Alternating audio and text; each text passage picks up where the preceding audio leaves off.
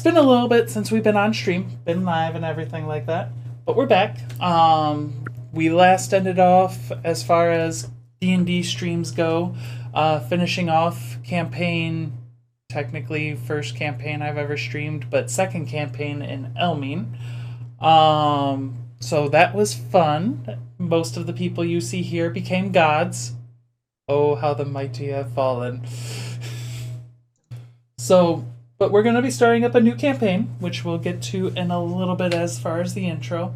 As far as announcements go, we have some cool art already. We'll see some of that as we're getting to the characters and everything like that. I'll make sure to make their minis big throughout one point of this. I know what I can do that. Okay. Other than that, I don't think we have any other special announcements. I could be wrong. No?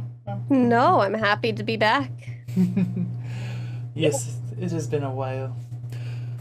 So, with that being said, normally we would delve into to start this with well, it's no longer going to be called an Ask or recap, but we'll see who ends up doing the recaps and what we end up doing with that.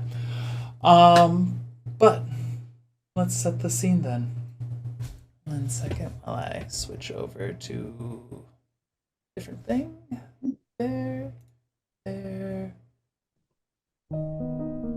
I'll let it go.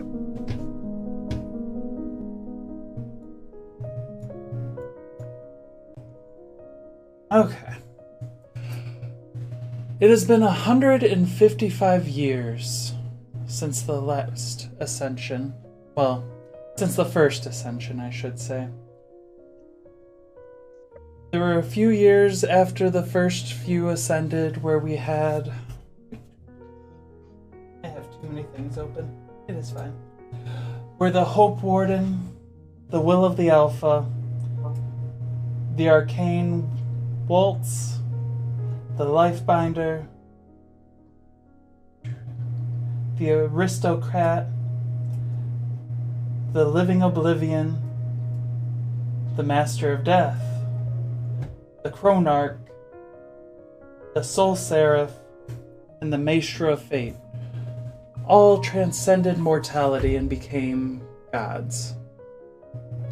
A few more ascended throughout those years, but the last one to ascend was the most mysterious of them all, as not much was known about the Eclipseborn, the Demon of Fear, but that was the last one, ascension to occur. That was 150 years ago. Time flew by. We are now joining Rolla, as it's kind of become a more it's been able to shift its technology from warfare and defense to fun and resources. There's now radios waves going throughout Rolla. There's trains that connect the center of the continent all the way to not as far as we're going to be joining our players today in a little village, but throughout the main parts, you can get to the different spots of Rolla within a couple of hours versus it would take a couple of days or a month. So we find ourselves with two different groups of three at the crack of dawn on the 1st of Hidlan, as the celebration is about to begin of the Festival of Opulence. We're going to start off with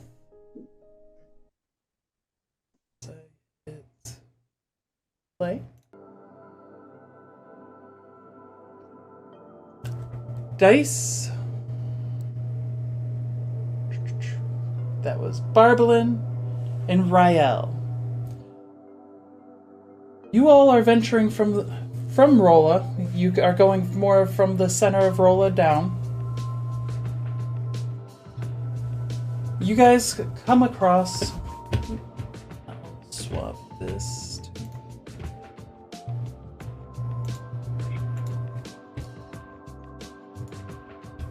You all are coming across the last bits of the woods, and you can see, looking ahead of you, there are some smaller buildings out and about outside of the walls, but inside of Ancus, you see the towering hotels that this tropical paradise has become known for over the last 7 years.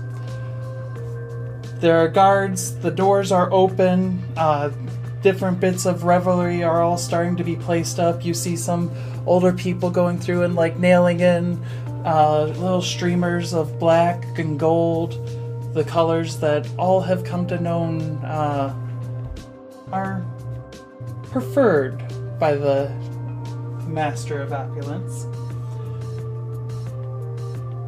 Who do the guards first see as you turn the corner of the trees? Who's leading the pack? Probably Rael, because I'm pretty short. Rael's also, he's only like a foot taller than you. Oh shoot, is it Dice? It can't be Dice. I think Dice might be the tallest, but Rael does have Dice, the you're muted. presence, quote unquote. Dice, you're muted. There we go. Multiple mutes and buttons, as you can see.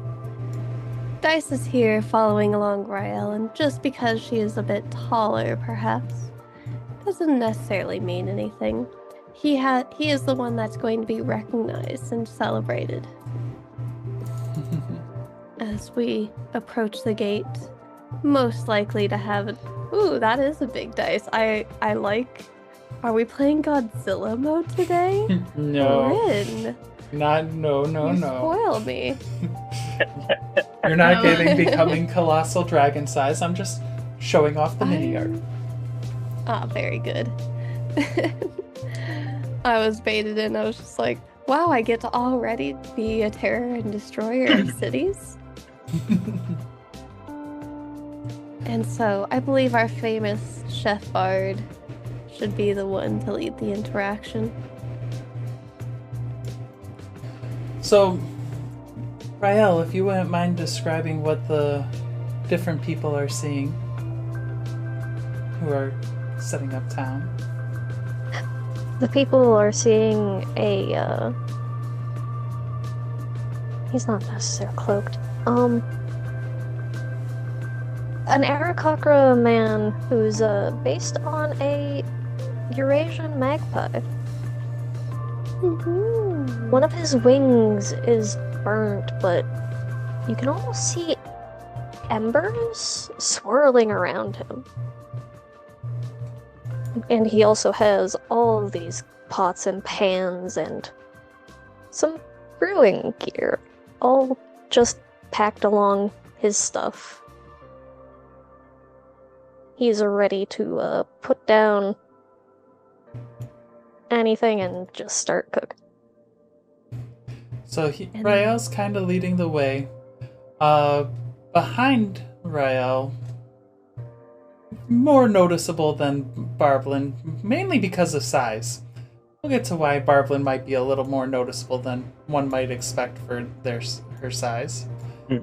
Dice, would you mind describing yourself as you're walking wistfully behind Rael?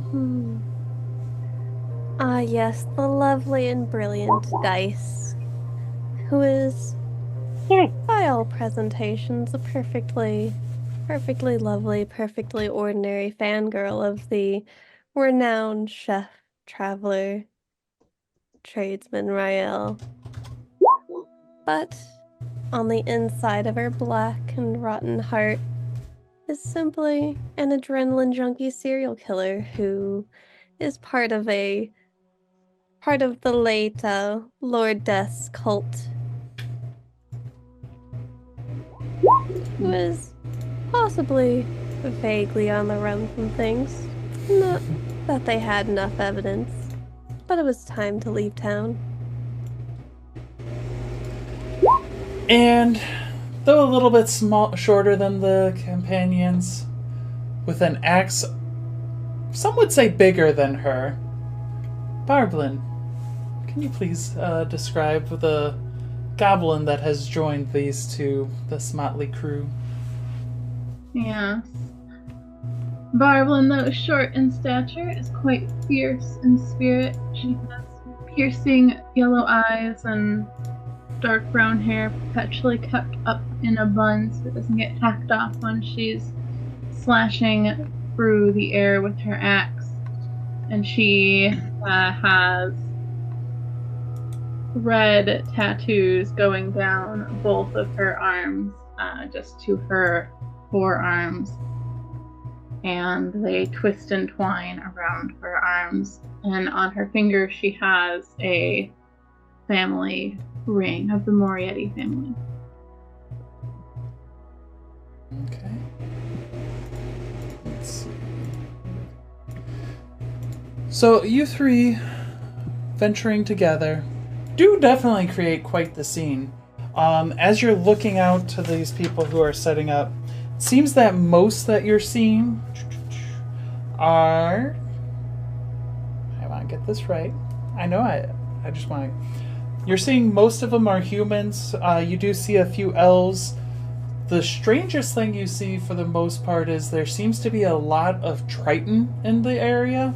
Just littered throughout. They tend to be staying, as you're seeing, more towards the coast and the beach. And setting up there. Because, they're amphibious. You're able to get under the water and move things and stuff like that. But then there are a few others. But still not a lot of Aarakocra around. Not a lot of goblins. So you're definitely catching some eyes. As you guys approach, one of the guards, kind of in golden...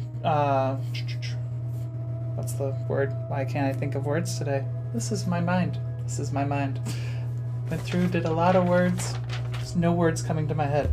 Golden Cuirass goes forward and...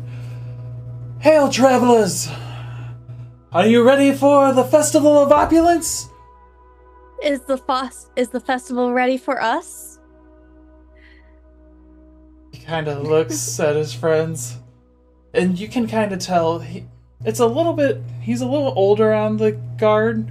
I mean, he does have a golden cuirass, so he looks a little more haggard, but the festival is always ready. I mean, it is just starting to be the crack of dawn, but yeah, they'll be ready for you. Then please clear the way for the great Chef Rael to make his entry. The Chef Rael? The Chef Rael is here to make this festival an utter delight of decadence for all. Delicacy, to be sure. A delicacy to be shared, indeed. You mean... Utter snack. Huh. The Chef Rael used... Wow. I would not have expected something as such. Huh. Are you going to be competing? Perhaps. I do not know currently. Why not do a little bit of competition crushing during the Festival of Decadence? Well, I was planning on going to the more less fortunate area to cook. Oh, I see. That's probably for the best for you. I mean, it's not like Li Wei would really be someone who you'd want to challenge anyway. So just make sure you avoid the Royal Orchard. Seems like a challenge from you. Dice gives them a thumbs up from behind Rael. If you're not wanting to deal with that, I mean, his food, his Peking duck is delicious. But I can understand. But if I am to compete, my food shall be going to those less fortunate. I mean, it's There will be plenty for all. Are you really? He kind of looks at the less fortunate, looks down at his golden cuirass, and is just like...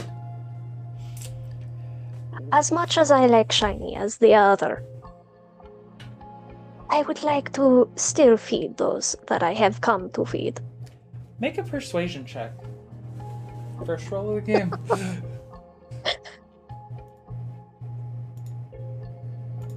Oh.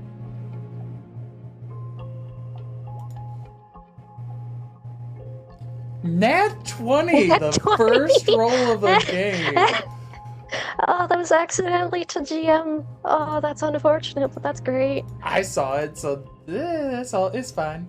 So you say that, and he kind of takes a second to look you over. If you're really trying to go through and help those little less,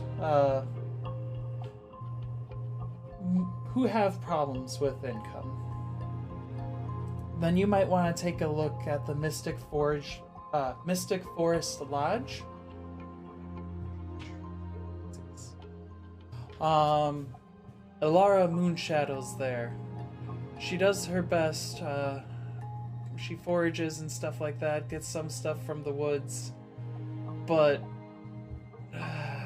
they don't have they have a good risotto, it's just not the greatest.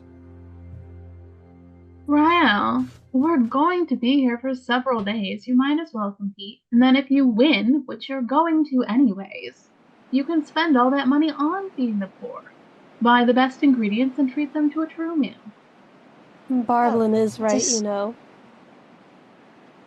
You do make a good point, but thank you for the information. You're very welcome. So is there any questions? I mean, I understand that you are the best chef, but we're also having a surfing competition at noon, followed by the fishing competition for the grand prize tonight. That's going to start at 4. Do you happen to have a map or a pamphlet for the event? And he whips up. Just so we can make sure we get to everything on time. I mean, you're going to hear it all over the radio waves. That's along with the song that made us popular. But, yes, that is, yeah, and he rips off a poster off the wall that he had just put up, hands it to you. And thank you. On that poster, you see that there is a cooking competition that starts at 11. And then that is going into end probably. So you have 30 minutes to cook, and then they judge your food, and then it goes to the surfing competition at noon. Surfing competition. So the winner of the cooking competition gets through. Sorry, I almost said the wrong number. 50 gold. The winner of the surfing competition is going to get. It's a kind of a pile, but they say that there's going to be over 100 participants, so that means that the winner would get 250 gold.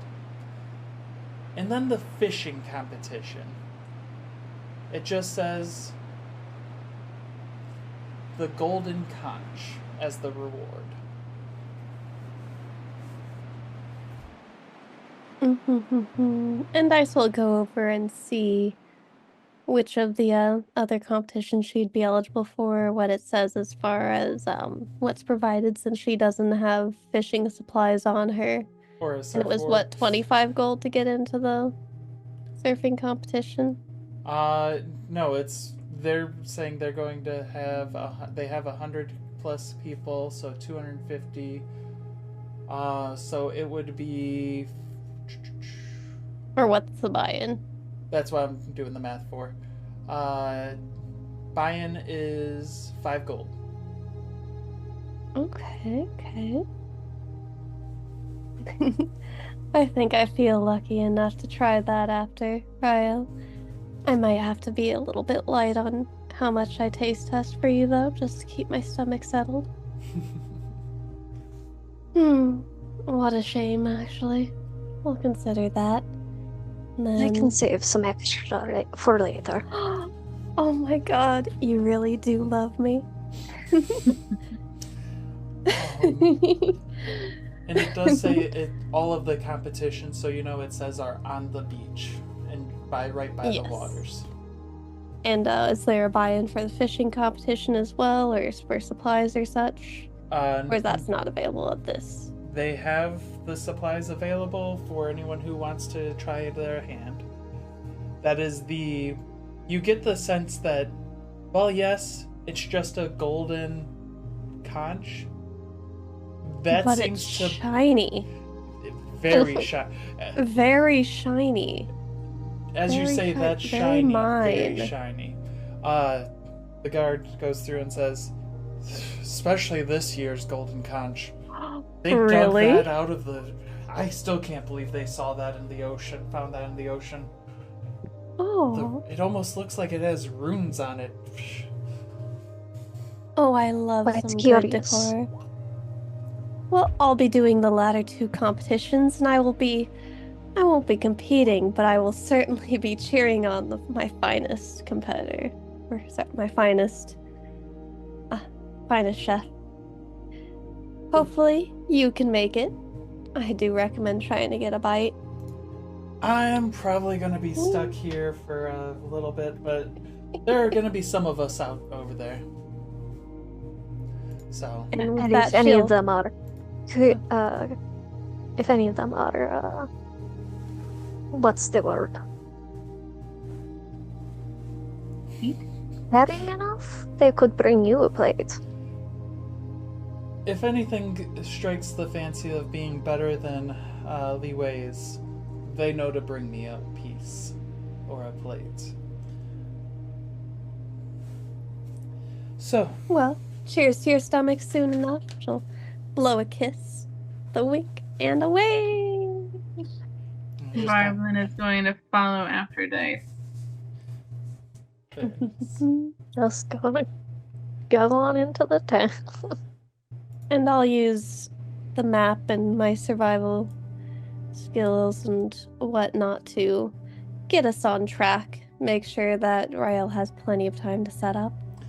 And to let the next set of adventures darken the doorstep. It isn't really hard for you at all, Dice. I mean, Yeah. it's the ocean. It's right over there. It's a small town. And you're just kind of naturally casing the area around you. I'm glad you picked that up. Yeah. Where it's like, if I have a map where everyone is and where the activity centers are. There's 160 buildings, 170, somewhere around there, so it's a big town, but okay, it's a big village, small town. You do still see the old tower with that, used to, like, they have like a flame going on it. That used to be important, maybe. Psh, that's years ago. You haven't had to worry about that. It's just now a nice relic. Though sometimes there's some really cool clerics there. Or not so cool.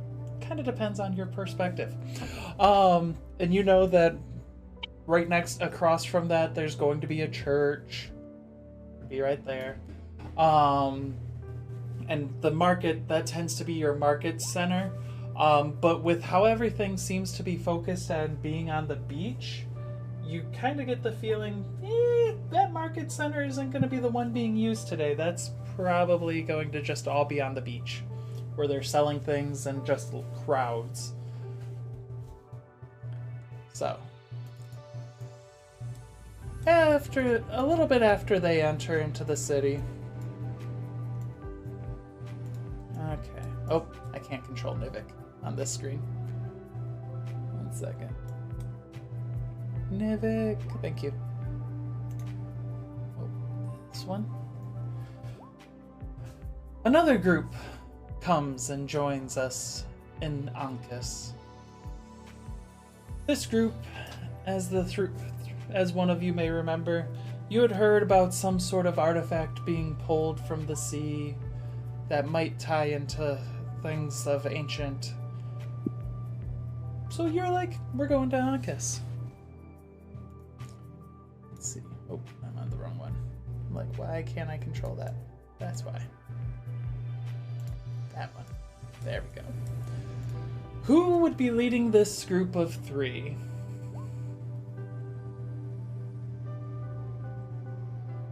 Between Lance, Nivik, and Reefus.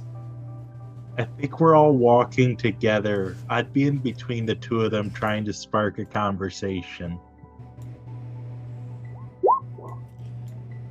Like, Rufus will be chatty with you, but...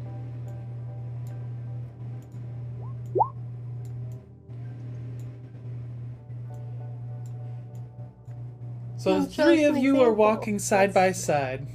So you'd see an older gentleman, probably in his late 40s, hair pulled back in a ponytail, leather, that shows off a more muscular body than it should. This is the elderly traveling Lance Ironthorn. You might want to pause that thought. It's fine. Keep going. I believe stream is down. I'm recording. Oh, it is. Unfortunate. Yeah. I'm recording. It's all gonna work out. Can you hear me? Yes.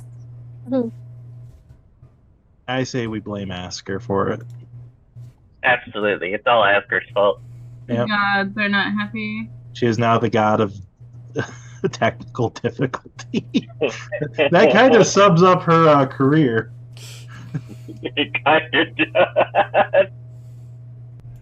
We'll see an older gentleman, probably in his late 40s. Hair pulled back, it's gray, in a ponytail, green eyes. He does wear a form-fitted layer that shows off a more muscular body than it should for his age. And he's looking at one of his friends to the left. You see, it's just the kids. They don't contact me anymore. I know they're adventuring. It's just upsetting as their father. So I'm adventuring now too. Maybe I'll run into my kids. We'll see. Okay. Which one of us was on your left? You guys can pick. Rufus, you're on the left. I guess I'm on the left.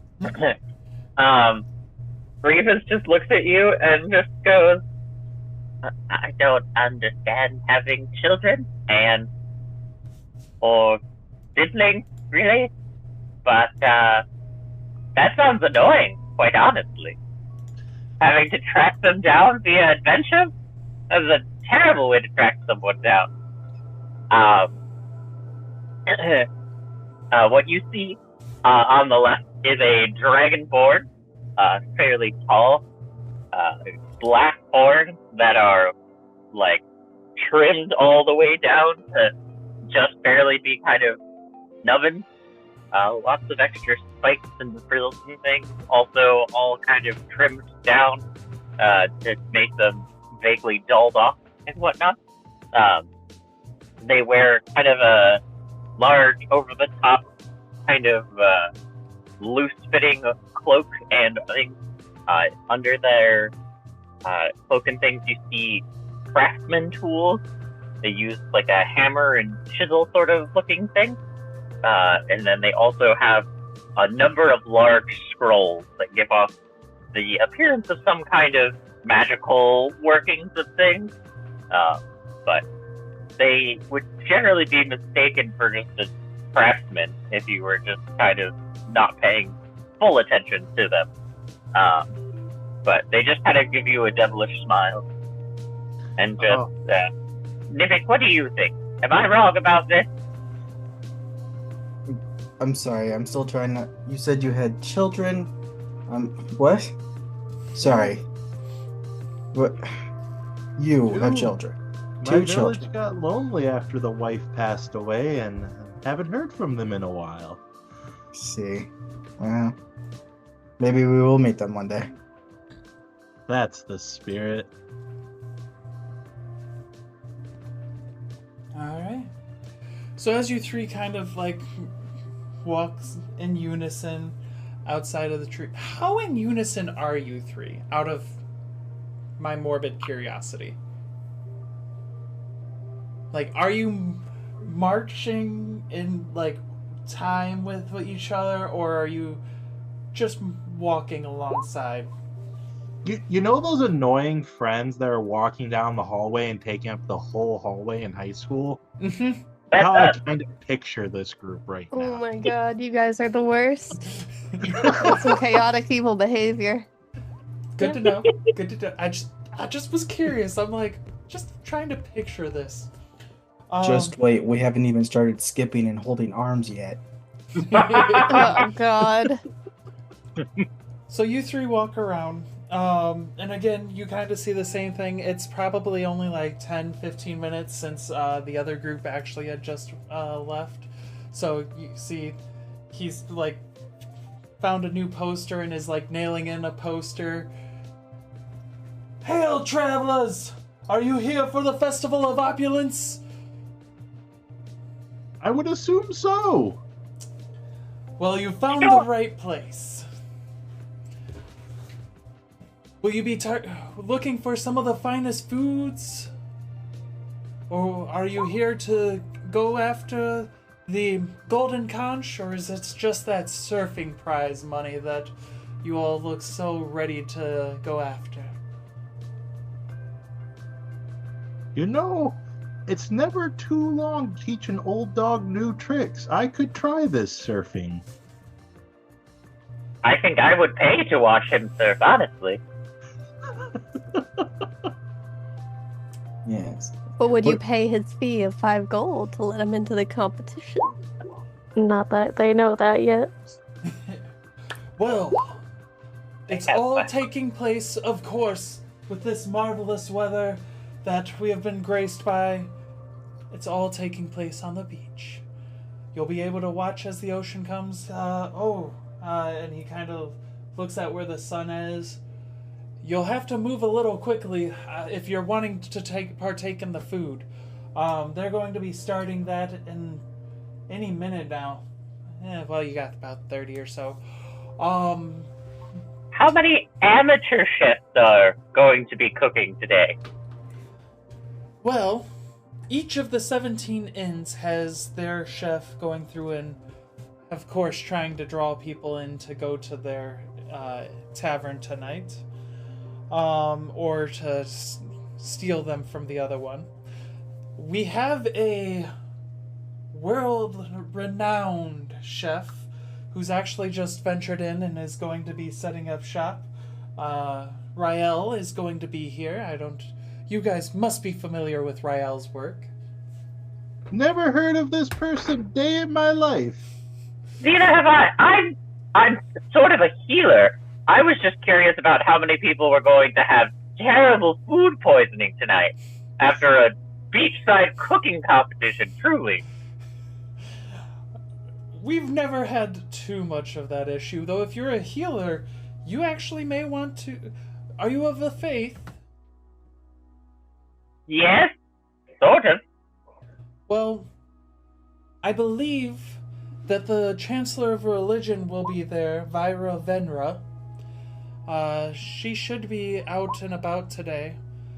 It's going to be nice that the High Priest of the Aristocrat is blessing us today. I can't imagine one of Cypher's names was the Aristocrat. Aristocat. The Aristocrat. Sorry. It wasn't Cypher, that was, Definitely not Cypher, but I figured out who it is now. Yeah, she will be blessing the meals before everyone partakes, so even if, let's say, there were a chef or two that were less than stellar, it should be fine. It should be fine. Good food blessing. It's always needed. Mm-hmm.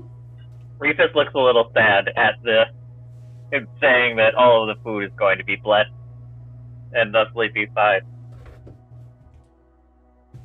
So that'll be going on in about 30 minutes. Are any of you going to be joining that? We did just find out that Rael was here. We didn't know that Rael was going to be there. Oh, I have the appetite. I can eat more than these withered old bones look. Oh, I was meaning more of participating in the cooking. Because we do have a way to get you there a little bit faster if one of you were, but that would be expensive. Sonny, I can burn water. Okay. So not having any of you cook. Got it. I would be or terrible food poisoning if I cook. He kind of looks over the three of you and is like, how far have you guys traveled to not be able to cook? Dry rations. Fair. I just know there are no trains that are close to here. So, that being It's going said, to be a meal. and I know you said that you were possibly interested in learning how to surf. That should be interesting. That one will be so food starts at 11. Surfing competition starts at noon. It's a 5 gold buy-in, but you guys should be fine. And he's kind of just looking over you and it's like saying, yeah, you got that money. Good. That'll be awesome. Always good to have more people.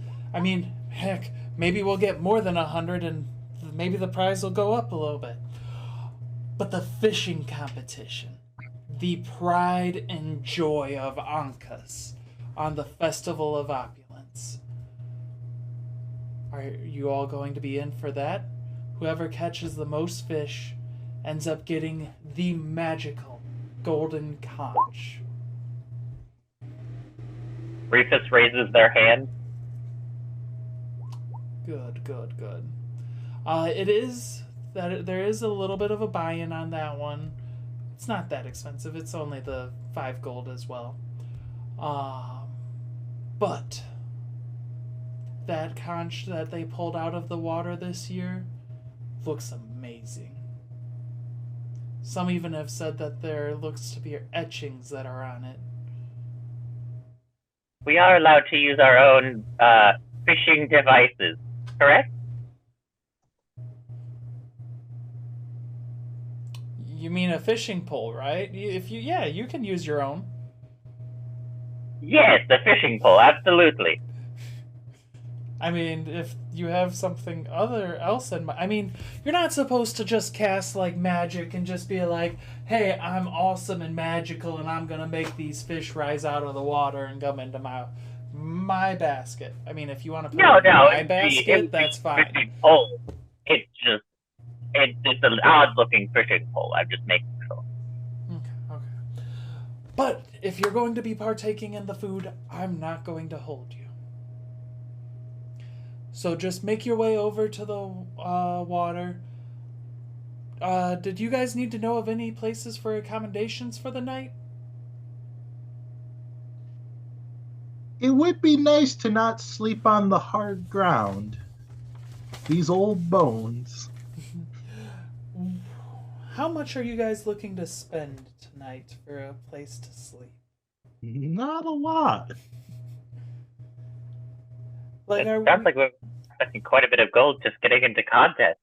So, I mean, you can win the contests and have a lot of gold, though. That's true. That being said, if you're... are you saying, are we going to be living... Are you wanting to stay at the Mystic Forest Lodge, where it's the cheapest you can get? The rooms are a little bit wooded? That sounds nice. Okay, well, that one's actually outside of the walls. They're pretty good there. They care about the people. All of that fun. Elara Moonshadow is pretty awesome. So. But yeah, I would hurry if I were you. You do not want to miss the cooking competition. You mentioned something about a conch of some sort with etchings on it? Yes, the grand prize of the fishing competition tonight.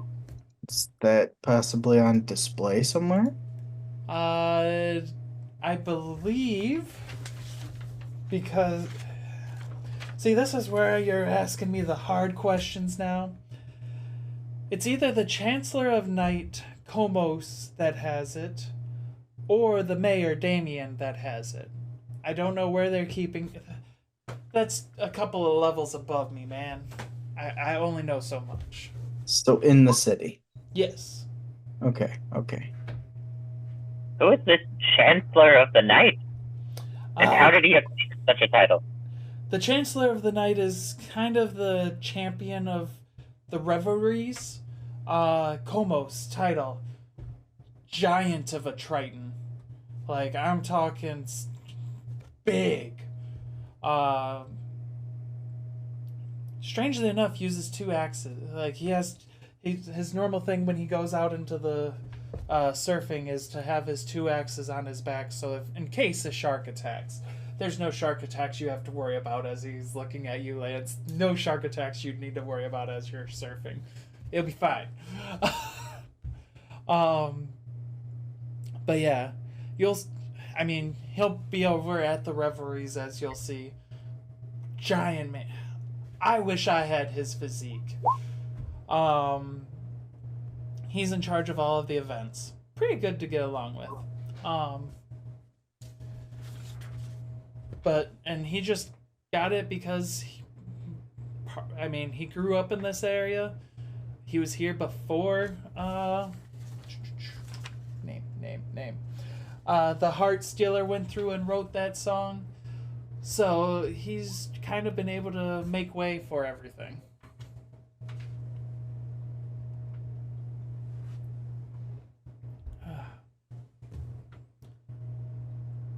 Alright, any other questions, or are you guys going to miss the food? Gentlemen, I'll see you all inside. And he's just going to turn, and if there's a door, he'll go through it. If there's a wall, he'll go through it. He's going into the city. Alright, are you walking through the gate, or are you walking through the wall? Either one, whichever one's closest. The gate is closest. Okay. I don't know if we ever got a description of you, Nivik, as you're starting to walk away. He's a tall, very slender, basically very almost skeletal-like. He wears very fancy clothing. At this current time, he only has on the overvest of his dress shirt with dress pants and fashionable shoes. I imagine his coat would be in the loop of his arm and where his arm and waist meet, since his hands are in his pockets right now as he walks. Speaking of walking, he kind of looks as though he's being pulled rather than wanting to go anywhere as he walks, if that makes sense. He's not so much looking at where he's going so much as being in his own head, thinking of things. Okay. And so you all venture forth into the city.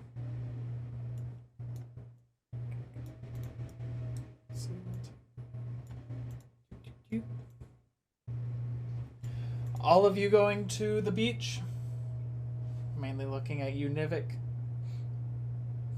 I heard there was a guy I got to see about a conch. So there's a mayor or some guy of midnight or something like that I got to find. Chancellor of the Night. Yeah. Alright. So let's do, now that we got that, I'm going to swap to that. So, Rael, Dice, and Barblin, you 3 are, of course, the first to get there by probably about 20 minutes. You kind of already see the beach is packed along the way. There seems to be currently 19 different setups for like kitchen spots, like where people have made grills and stuff like that. You see a large range of people there. Let's see. One of the spots is empty, actually. But as you're looking at your competition, because I'm assuming you're actually entering this. Mm-hmm. Oh, wrong thing. This thing. And that thing. So you see a kind of mousy, like big-eyed, big glass-eyed person who's going through. Alexander is. He's going through and like fidgeting around with stuff. Has a couple of different, like, you see him setting up a couple of different weird meats. and then he seems to have like made it so instead of just a grill, he's made into his own little baking spot that he has some stuff like the fire's starting to go. Next to him is something a little surprising to you, Rael.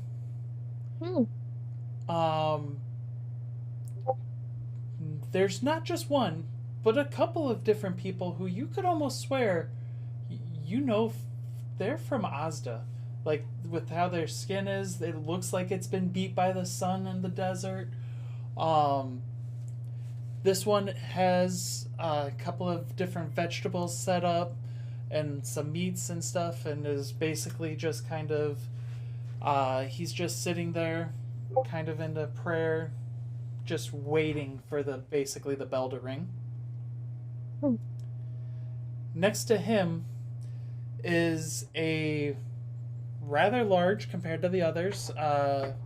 He kind of has like sailor uniform on, with a giant fish in front of him, and is just kind of like talking with some of friends and stuff like that, and just kind of relaxed and chill. On the other side, two of the ones that really stick out to you, because again, there are 18, and I have more descriptions of more of them. You see a centaur. Who you see having some mushrooms and different bits of like vegetables and stuff like that all set up, ready to cook, and just kind of like sitting down in the sand and like kind of moving around and just enjoying the sand and its fur. And next to that one, kind of, you can tell this guy is a little upset that he's next to the centaur. All of his stuff seems to be ornate, very golden. Is a pretty regally dressed tan-skinned man, little pencil mustache. In front of him for all of his stuff, you see the best utensils. Basically, if money could cook, he would have money to cook. So he's a pretentious bastard. Yes, maybe. I said, if money could cook, he would be cooking the best meals ever. Now, is it pretentious and is it for no reason? We'll see how the judges say. But next to him is an open spot. You do see, kind of in the middle of all of them, a giant of a triton. 6.5 feet tall, muscular. Let's see if I have it over here. I know I should. There we go. I'm gonna pop that there. And I want you. In golden flowing robes. A mane of golden hair, and like his fins kind of go through and kind of help that mane look. He's just standing in the middle, watching as people are coming and going, and just waiting.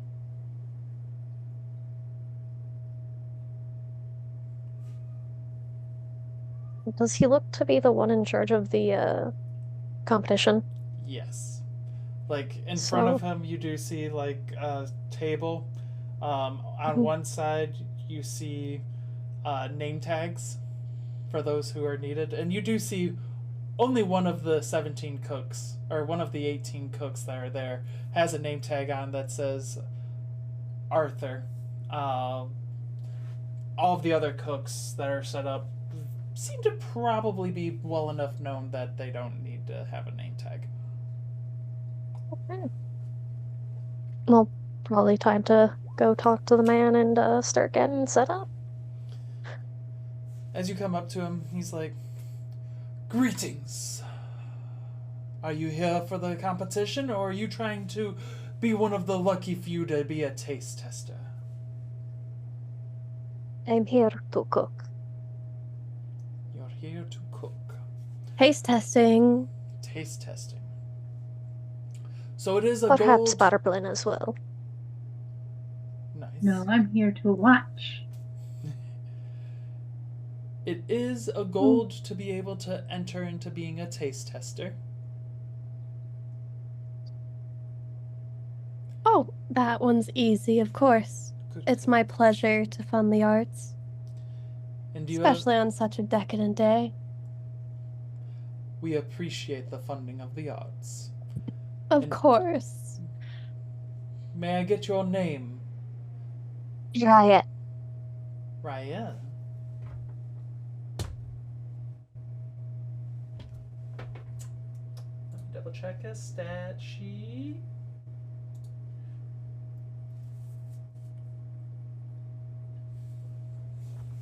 Ryle. I've heard rumors of a name. Are you the fiery cook from Asda? Indeed I am. Huh. This shall be interesting. Well, welcome to Onkus! And may the best chef win. And he kind of, as he picks up the name tag, you just watch as your name just gets emblazoned on it. And he hands it over to you.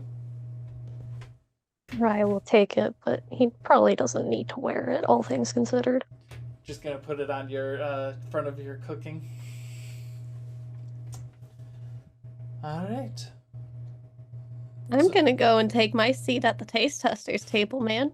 There is, and as you look for the taste testers table, there is a table of long enough that about 80 people can sit at it. Currently, only 70 are sitting, 60 to 70. Some are, you see, are up and moving around and stuff like that, but...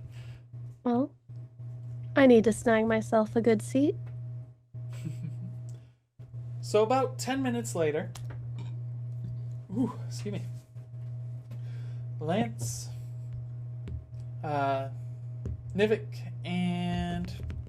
Why do you do this to me? Refus. You guys pull on up. Nivik, since you were kind of leading the way, how much did you pay attention to the description of the people that you were looking for? You know, he probably would have just heard the word magical item and kind of fucked off with thinking. Okay. Just like a hound dog went for it. So you guys, the other two of you catch up to him as he's like moving his way over.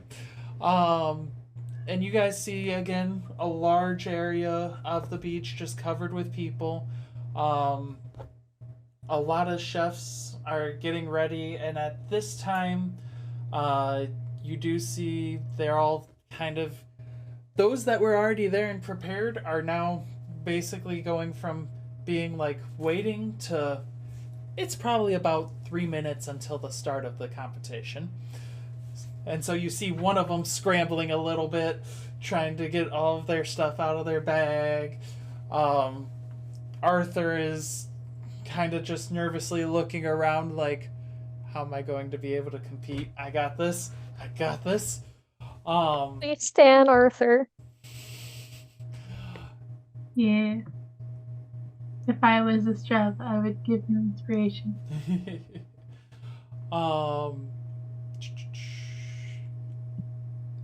Okay.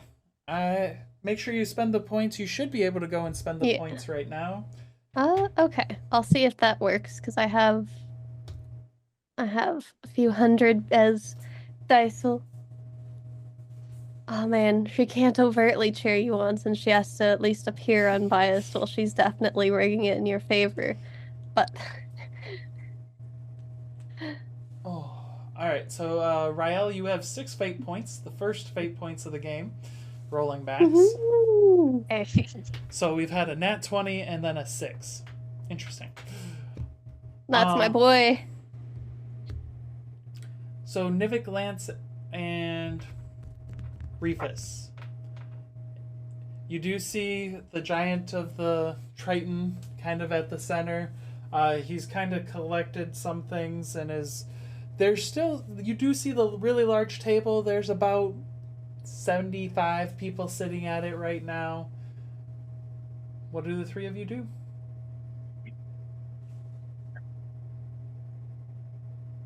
Do you think that they would just stop me if I went to go sit at that large table with everyone? It just seems rude if they were to stop you. Perfect! Reefus is just gonna walk up and sit down at one of the chairs. As you're trying to sit down, Komos, as you may have figured out, calls over, you know better than that. Come on over and pay your dues. We still have room for... Pretend like he didn't hear him, or she didn't hear him, and just sit down. You guys watch as Como... And all of the rest of you are kind of around this too now, so you're able to see. You watch as no, Komos the pores comes. are trying to get in. And actually, yeah, Dice... Reefus would be sitting down right next, not too far from you. And Lance, did you join Reefus as well? I will join Reefus. She's been a delightful traveling companion. Nivik, do you join, or are you just kind of looking for your conch? Nivik is just gonna... I walk over to the person that yelled about money and just kind of dig through his pockets. How much for 2? Oh, you're paying for them. It's 4 gold. Here's 5 for the trouble. Sorry. Thank you. Teach them to go through and pay attention to the rules next time. I'm not their dad, but yeah, I'll talk to them about it. You're paying for them. They're your responsibility. Oh, no. Oh, no! The entrenchments of the legal system. What do you think you could possibly do? And, Someone who has told you that you're in charge of Reefus. Good luck. You guys do notice that... Well, actually, Nivik, give me a perception check. Let's see if the nat 20s and maxing out the dice keeps up. 16! Nice. Not bad. You do notice that he comes over and into like a chest. There's a chest there that he's been putting money in. You notice he drops 2 pieces of gold, and that's all.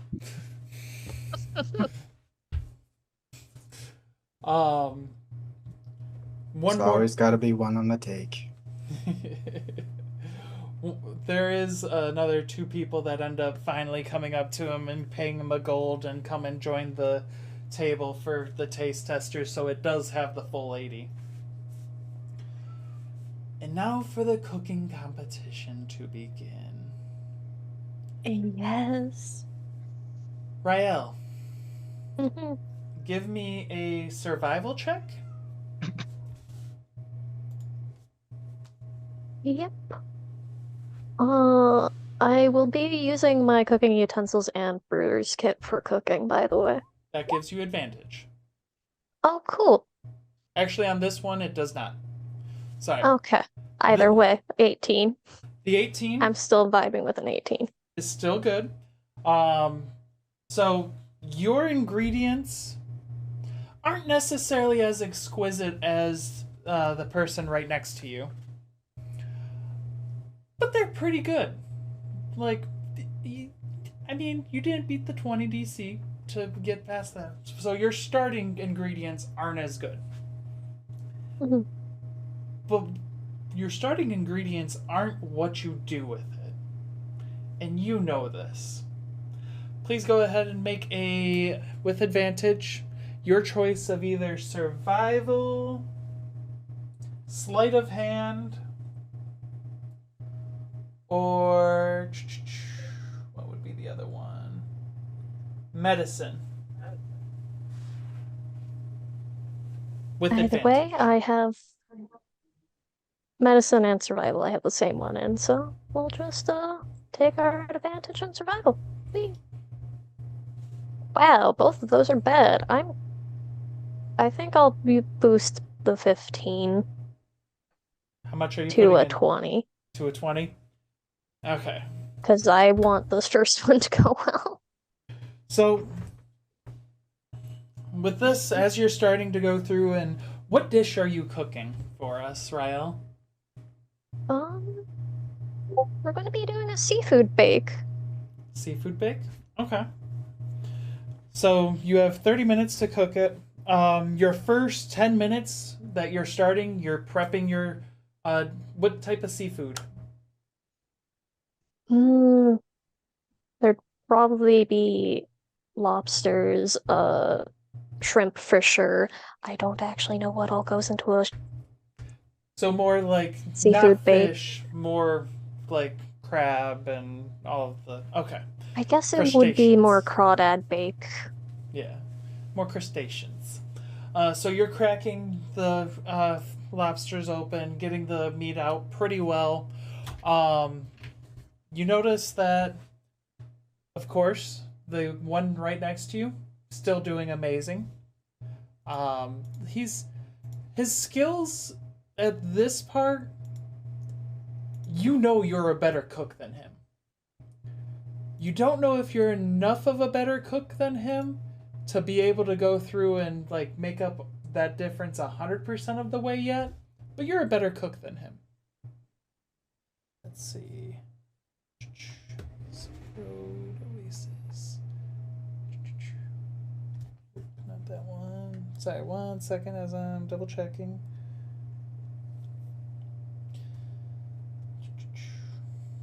Oh, it is that one, isn't it? Nope. That's right. So, 4 rows down from you, you see someone who is actually going through, and you can actually smell the spices that he's using. It'll go over well with anyone who likes spice. Mm-hmm. So you see your 2 different competition levels. You got one who's just using amazing ingredients and is a good cook, and then one who is a good cook. His ingredients aren't going to be for everyone's taste necessarily, but we'll see. I need, as the first half of your cooking goes well, or it is getting to there, I need your last choice. Let's do your medicine check.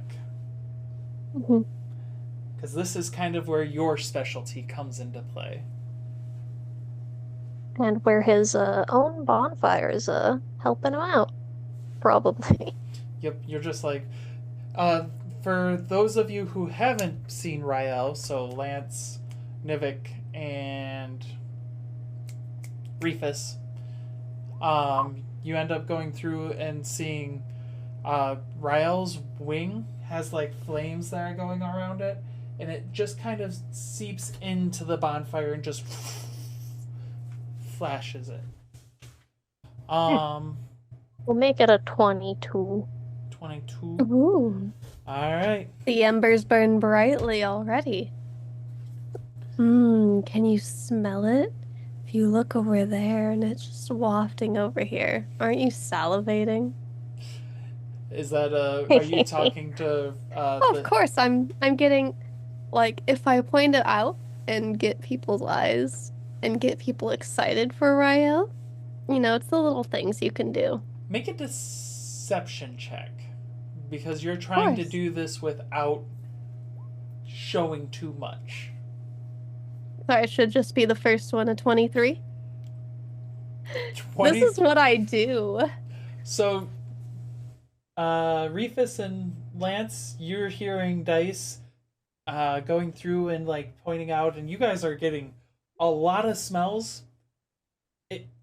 You notice that instead of, because it should be with 19 fires going, it should be sensory overload with how they're cooking the different foods and stuff.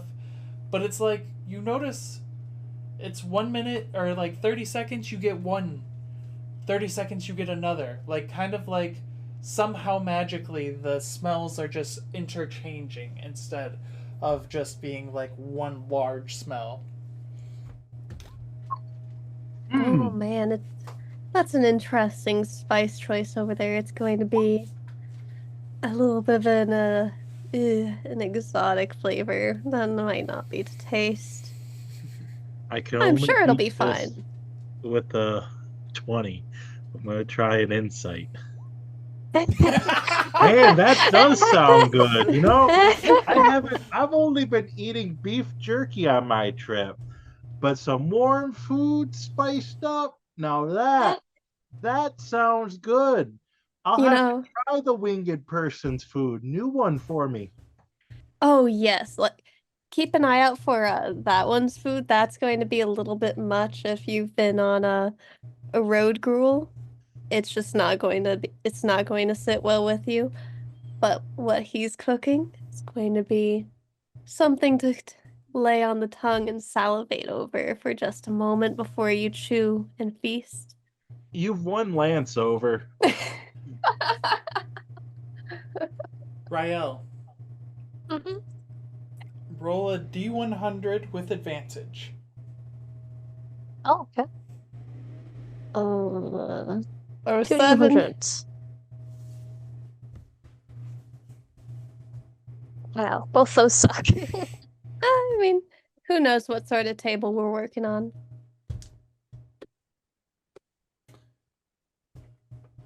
Okay. I mean, So it comes out, and it's not your best meal ever. I mean, you know that if you want to cook your best meal, you need more than just 30 minutes of cook time. You can do well with 30 minutes. You did pretty good. But it's not the best you've ever done. That being said, it's actually, you see this, where's my, small half-elf female with sandy brown hair, skin kissed by the sun, and teal robes with brown gold inlay. As the last 5 minutes are coming up, starts to walk around the different, walk to each, take a step, sit by the food, chant something, and then continue on. And basically does that in front of every single one of them. You would recognize this as just some insurance, because they don't want anything bad to happen to the food or to the people who are about to be taste testing this. And while yes, there's only a table of 80 people going through and judging, you have a pretty large crowd around you of people just like, ooh, that one's going to be delicious. Where's that person at? I want to go to their lodge tonight. Mommy, their food looks good. Can we go? Mm-hmm. And that being said, your food is carted off, divvied up and cut up, and you know, with the ingredients everyone had, there's not enough for 80 people to have a bit of it. There shouldn't be. That's a lot of cooking. But it goes into something, and you watch as they take, like your bake, they take it out, and then it's doubled. And then it's tripled, and they just keep pulling it out. And then each of the taste testers have 18 trays, and it's not the full meal, but it's 18 little trays that you can, or did I say 18? 19 little trays that you can go through and try. Most of them look amazing. Some of them look okay. One of them, he tried. Arthur tried. It's a lot of pressure. You all bite in, Do you try all of the different ones? Oh, of course.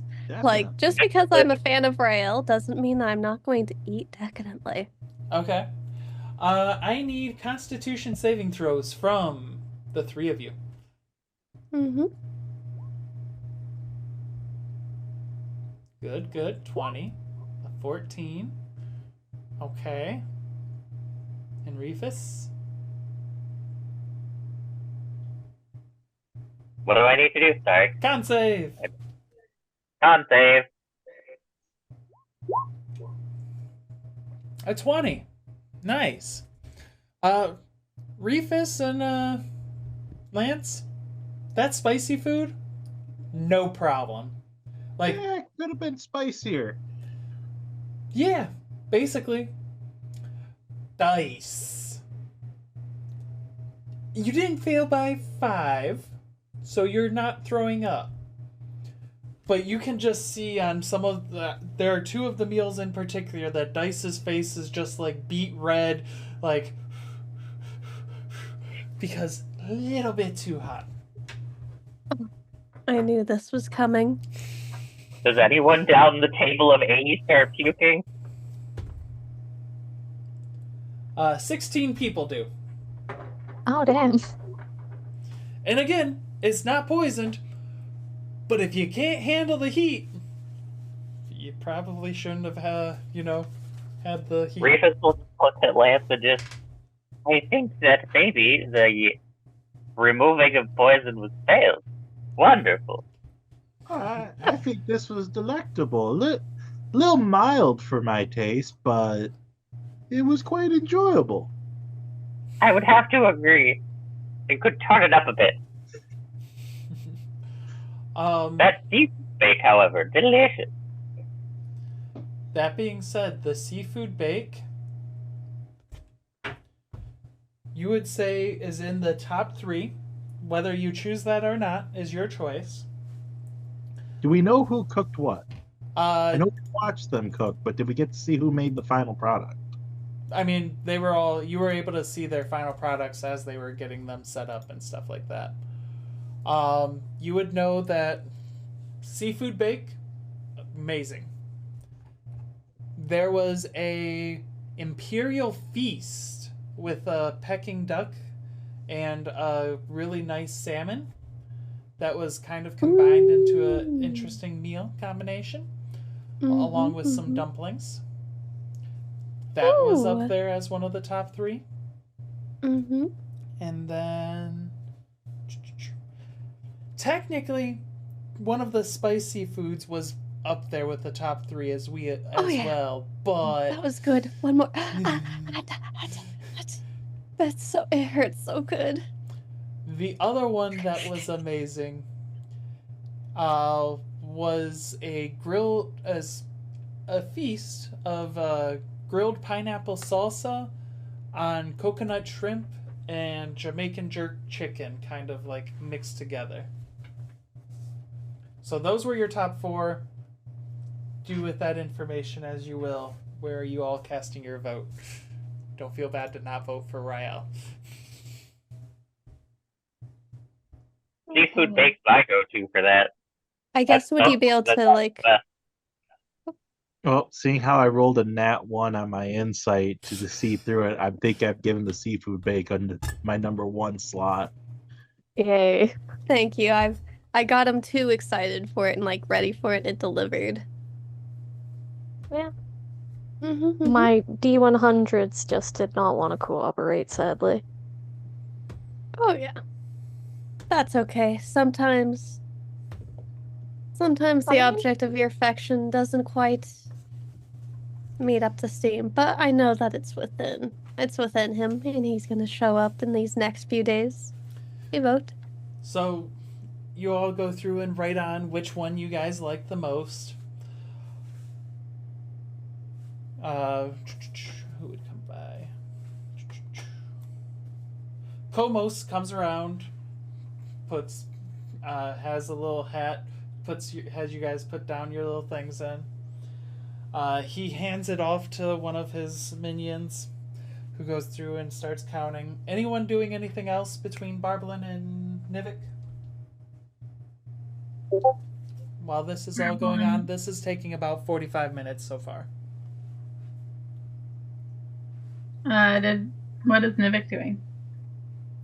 I think as Lance and oh crap, sorry. Refus? Refus. Yeah, Refus. Yeah, Hey, sorry. Refus, real quick, can you change your Yeah? name on Zoom to Refus?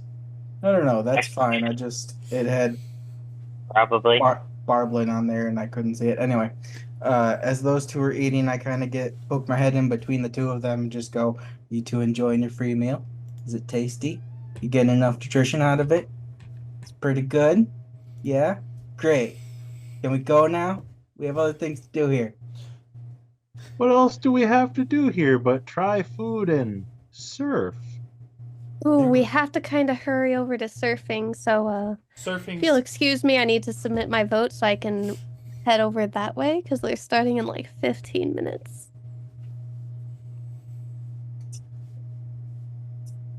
Did you not hear the guard mention the magical item? There's magic items here to be looked at and notes taken. And Look, come on, you two, let's go.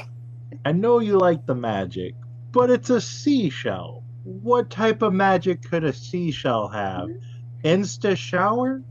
Yeah, that's the point. The discovery of a magical item and its magical properties are what I live for. Come on, man. Alright, to the surf and turf competition. Okay. So, who's all entering the surfing? Dice, Cypher. Lance, Or Barblin? Are we getting them? No. Marvin does not want to get wet. Interesting. Good to know. Hmm.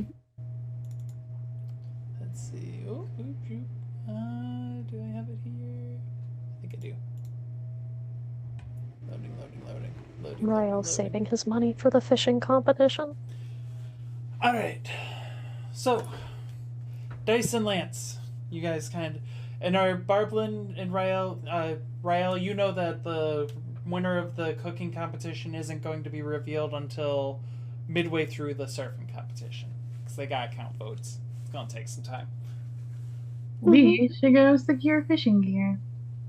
Mhm. Okay. And then Nivik, are you still just like kind of gloomily following around behind Lance as Lance is gonna go and surf?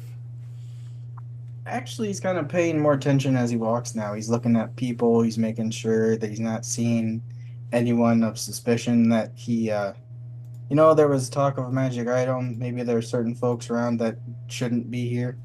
He's just kind of looking out for them. Give me a perception check.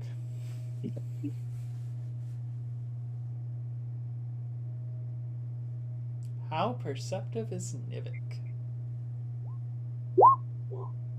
Pretty perceptive. So, Nivik, what actually strikes you odd? This many gatherings, this wealthy, you would think that you would see a thief or two, like, sneaking in and around, pickpocketing. Yeah. Nothing of the sort. Almost crime-free at the moment. Like, there are some people getting into fights and stuff like that, but it seems like even at this point, like on this day, even those who would be wanting to go through and do something like that are like, I'm good. Not gonna mess around with the Festival of Opulence. That being said, you do notice one person in particular who's just kind of in the middle of the like kind of on a raised platform, black hair that's kind of tossed to the side, younger appearing, little bit toned muscular build, kind of just watching everyone. a weird bulge in his pack on his side that seems to be like not natural bulge in his backpack thing that he's carrying on his side. Almost looks shell like. Um, his arms seem to have tattoos that are like lightning bolts coming from the hands up to his shoulder and up. So, but he just seems to be kind of sitting there watching everyone, talking to a few people. You get, with that perception, I'd say you do get seems almost political. Barblin, as far as your question, about, there seem to be some smaller boats that seem to be where they've gotten some of the food and stuff like that, so like fishing boats that have gone back and forth. Out in the distance, there's like one or two larger ships that seem to be docked out there just enjoying, and you kind of hear partying and stuff like that going on because, again, it's the Festival of Opulence. The aristocrat, he likes his displays of wealth. Okay, does that answer your question, Nivik? Yeah, I was kind of curious though. Would I get the sense that maybe the event itself is possibly enchanted to make people not want to thieve or do like crime stuff? Or Make a religion check.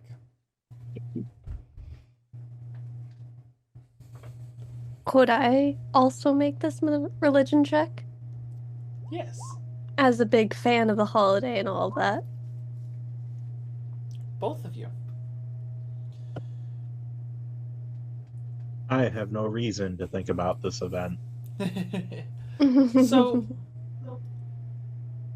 it's more of, the aristocrat is said to have been a pirate in his youth. Maybe more than his youth. Oof. Oof, that's some dark shade, man. I'm gonna tattle. So he was known for, like, stealing is stealing. It's pirating. It's now his. What's his? Yours is now his. But on a day celebrating his wealth, his enjoyment, his pinnacle, most thieves are smart enough not to try to irk any, like, maybe it's just bad luck that that thief went through and was caught by the guards and then lost his hand as he was trying to escape. Maybe it's bad luck. Or maybe it was a curse because he interrupted the Festival of Opulence. Yeah. Oh yeah, that being said, Rael, Nivik, when you guys did your morning ritual to find out which god of magic was blessing you today. 1 second. Yes, Kadabra? She just starts crying, and I worry. You heard him. It's the god Abra blessing you today. Blessed on to be. Wonderful Thank blessing. you, Abra. The Arcane Tango, Kai, was in charge. So that means all your damage dealing spells are powered up by 1 level. So when you cast them at 1st level, they end up coming out as 2nd level. Nate. That being said, sorry about that. Yeah. So yeah, superstition, real, yeah.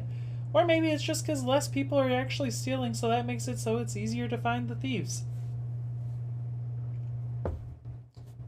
Who can tell? Who can tell? You know, it's about professional courtesy, honestly. And, you know, Mr. Hidden Depths, I get you. You get me. And honestly, big fan. You know, I've got this whole cult thing going on, and that's the day job. but living opulently and decadently, that's a lifestyle. And Rolla, are the money cats in the shops black with little pirate hats? Yes. Yes. All right. Good. So Lance, dice. Yeah. As you're heading forward to go through and participate in the surfboarding competition. Indeed, and we're going to, I am ready to wish me surf. luck, Hidden Depths. Let's go. So you guys go up to the... Again, this one is not actually Komos that's running it. You see... taller than Komos, a female tiefling with bullet-like horns and ornate golden jewelry covering her body. Seems to be at the charge in front. Now. As you come forward, you're going to get one board, and if you need a board, you have to pay 7 gold. If you do not need a board, it is 5 gold for the buy-in. Lance, I feel as if you were lied to about the price of this. I do too, but gonna I've do a already quick committed my insight. word to this event. Gonna do a quick insight to the nature of this hustle. See if Hidden Depths sanctions this. Never mind. Yes, Hidden Depths does. No, Yeah, one- it is. no one has good insight today. It's, my it's the insight Day was of Thieves. Alright. Well then, we go for and we do the 7. We get ourselves ready and start taking in the waves. So, for the two of you, Yes. this is going to be a competition split into 3 parts. The mount, the ride, and the style. Yes. You both are going to start going through laying flat on your board as you see everyone else. And because I don't think Dice, you might have seen people surfboard. Lance, I don't expect you've seen many people surfboarding. I come from an inland town, so There's... Of course, I have all sorts of experiences. This is well within them. So you see everyone, Lance, you're kind of lagging behind everyone as you have this giant board that is as tall as your form. You see everyone kind of setting it down, getting on their bellies, paddling out a bit. Do you follow suit? I do. Okay. Yes. As you guys are going through, you see that the ones ahead, as they're starting to get into a little bit more rocky waves, start to stand up. 4 of them end up, and there are a lot of people. It actually ended up being about 110 people seem to be competing on it. 4 of them end up falling off as they're trying to get up. I'm going to need a strength check, athletics, to stand up and mount the board. We're feeling a little bit luckier than that today. Oh, But not hey, much you were a little apparently. luckier. Just a You little. were. Just a little bit. Oh. Yeah, we're going to take time and let the others get their rolls started. So Cypher, this is easy. Lift, and you're just up on it, and you're trying to go through and catch your balance. I'm going to need Cypher, just an acrobatics check to make sure as you're kind of getting used to the waves going. Now that's my weak one. Dice. Hey! Nice. Nice. I'm going to need a dexterity save from you as you try to lift yourself up and kind of have issues. We're gonna turn over some poor sap. Oh, could you help me? Give me a persuasion check. Nice puppy dog eyes.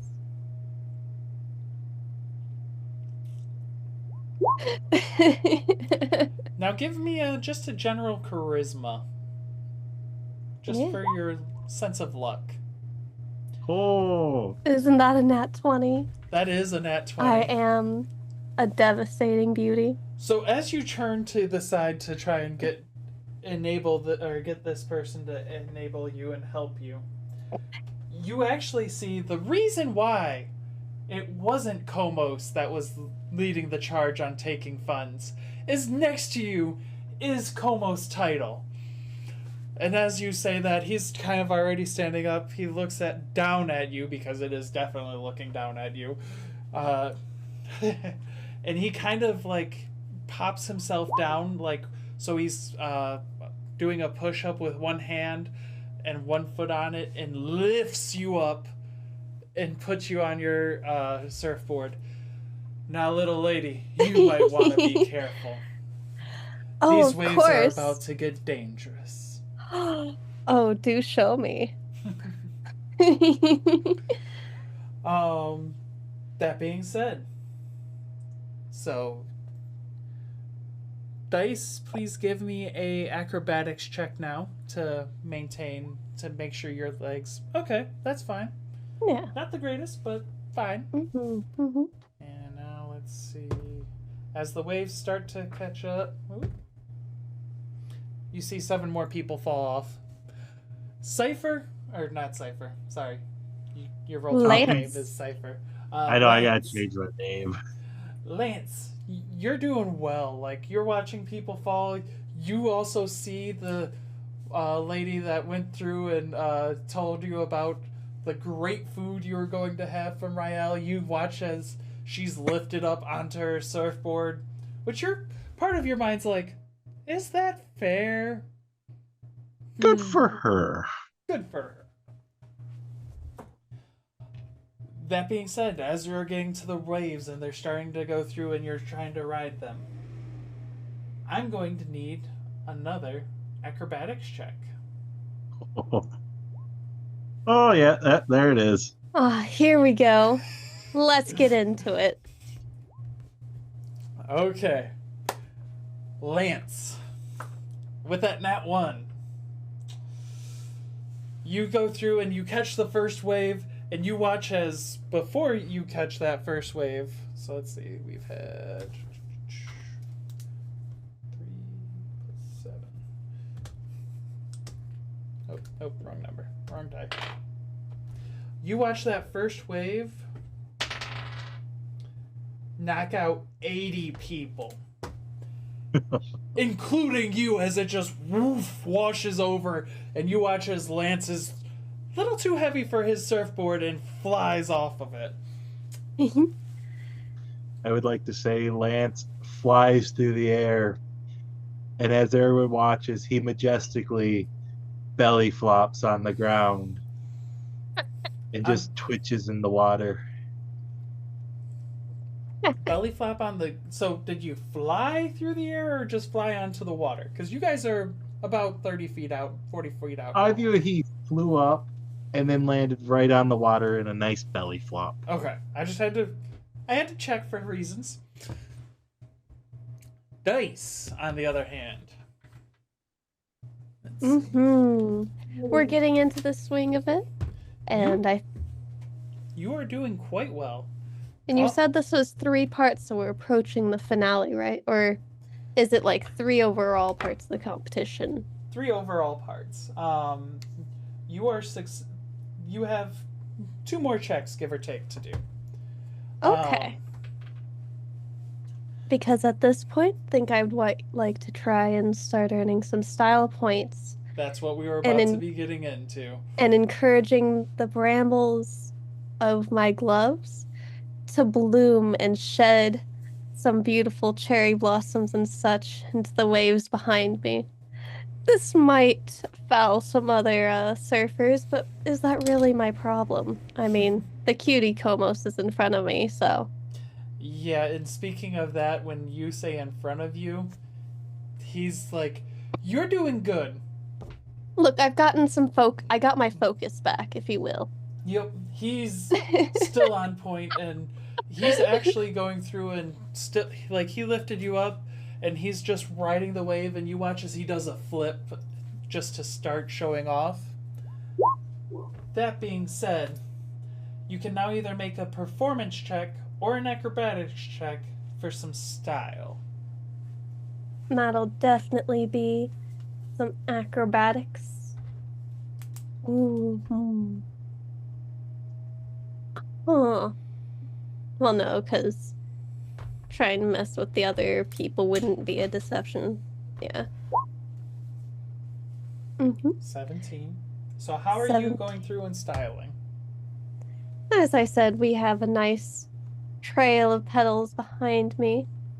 And I think that we would like to focus on, since we are rather lightweight, leaning forward and into it and trying to ride up and get onto the top of the crest to get some airtime. Skipping above and letting the sun catch in my radiant hair and all capitalizing on the beauty.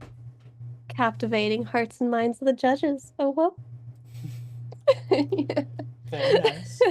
So you're there being the beautiful one, and you just watch as catching a giant wave. You watch as names Komos goes through, jumps over you, and kind of actually almost accentuating you, is flipping over top of you as you go through and do that. Which also happens to nice job, cutie. It does and she gets heated up now. Yeah. Oh, I love his style. He's just...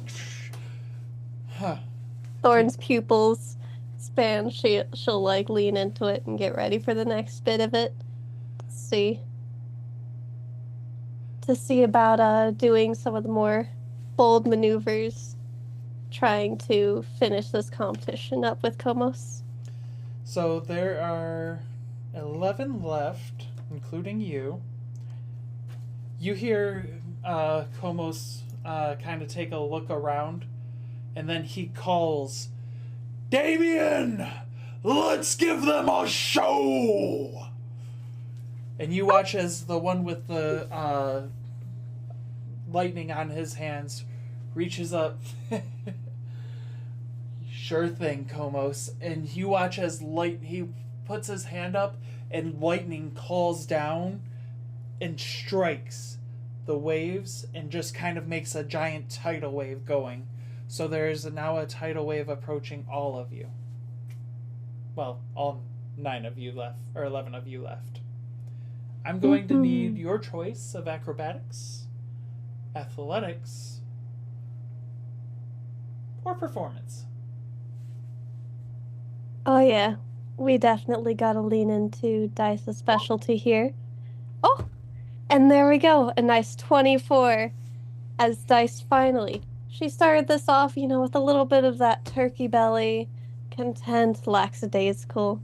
But now, as her mind starts firing off, Dice can show what she's really capable of. Okay. So we are ducking and weaving and ruthlessly going in front, cutting people off. 6 and 2, 6 and 3, 7 and 3, 8 and 3, 8 and 4. Oh, nope, 8 and 3. So, or 8 and 2. That being said, as you're doing that, you watch as in the center of it, Komos kind of goes through and masterfully handles everything, but he switches around. Give me a persuasion check. I feel a bit lucky. We'll stick with the 14. He moves himself, so he's on the other side of the tidal wave, and you see him basically doing a handstand as he's doing it. So that way none of the judges are able to see what he does. And you're able to tell he does that on purpose. That That being said, there is only 3 of you remaining, and there's the other one, who is Arthur, who has managed to stay on, and he's just kind of shaking, like, still somehow on, and he's like, he sees that it's you 3 left, and he's like, I did it, and he like celebrates, and then just whoosh, and I was about to say blood in the water will go over, and we will do like the drive-by splooshing him over. Don't do this to Arthur. So you help sploosh him over. He was already going over. Oh yeah. It doesn't need to be necessary. And then Komos looks at you and is like, worthy competition. I've enjoyed the game. And she'll blow him a kiss, and smack her butt, and start going back to the judges. As you do that, you do notice that he just kind of goes through, opens up his arms, and just falls off the board.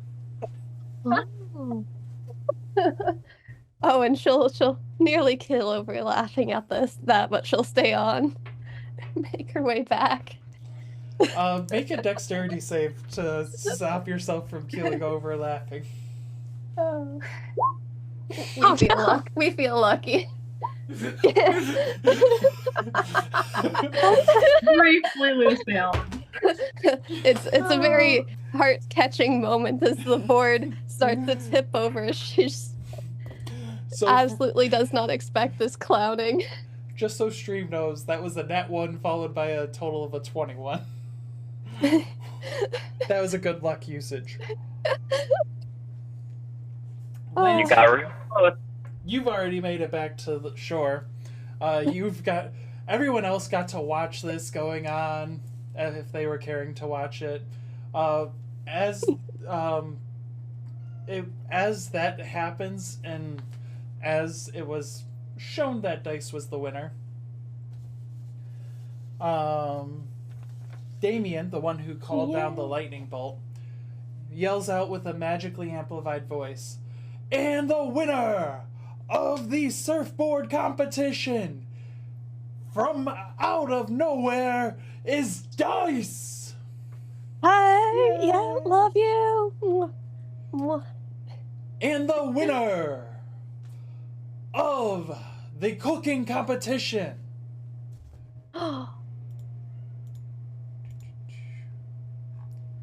is our own Emperor Li Wei, and the one who probably is the least one that Rael's happy won, the one who had all the fancy get up. Also, just gonna say, because of the chef feat, 6 people did get like super good versions. So that was 9 maybe if people that who swayed voted it. for you. Oh, only 9? God damn. It was a tough competition. I mean, there were 80 judges and 17 chefs. So you definitely did above. Oh, okay. You did a lot above average, but that's still a rough competition. Yep. Yeah. I mean, look, I helped you with Lance's vote. I'm going to guess it was because of my D100. That D100 is the one that ended up. You were. Yeah, I also bought more fate points, but I couldn't apply them, sadly. I'm sorry. I know, it's okay.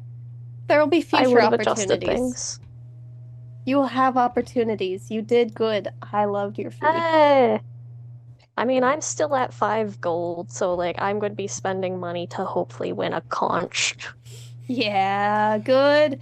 And if you catch the fish, you can gut the fish and feed it to people. Let me just say, big braining.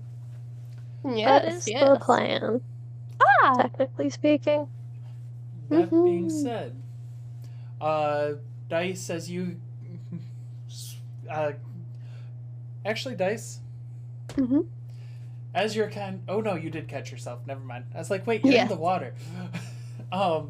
As you make it back to there, you do see that like they have a giant pot of gold.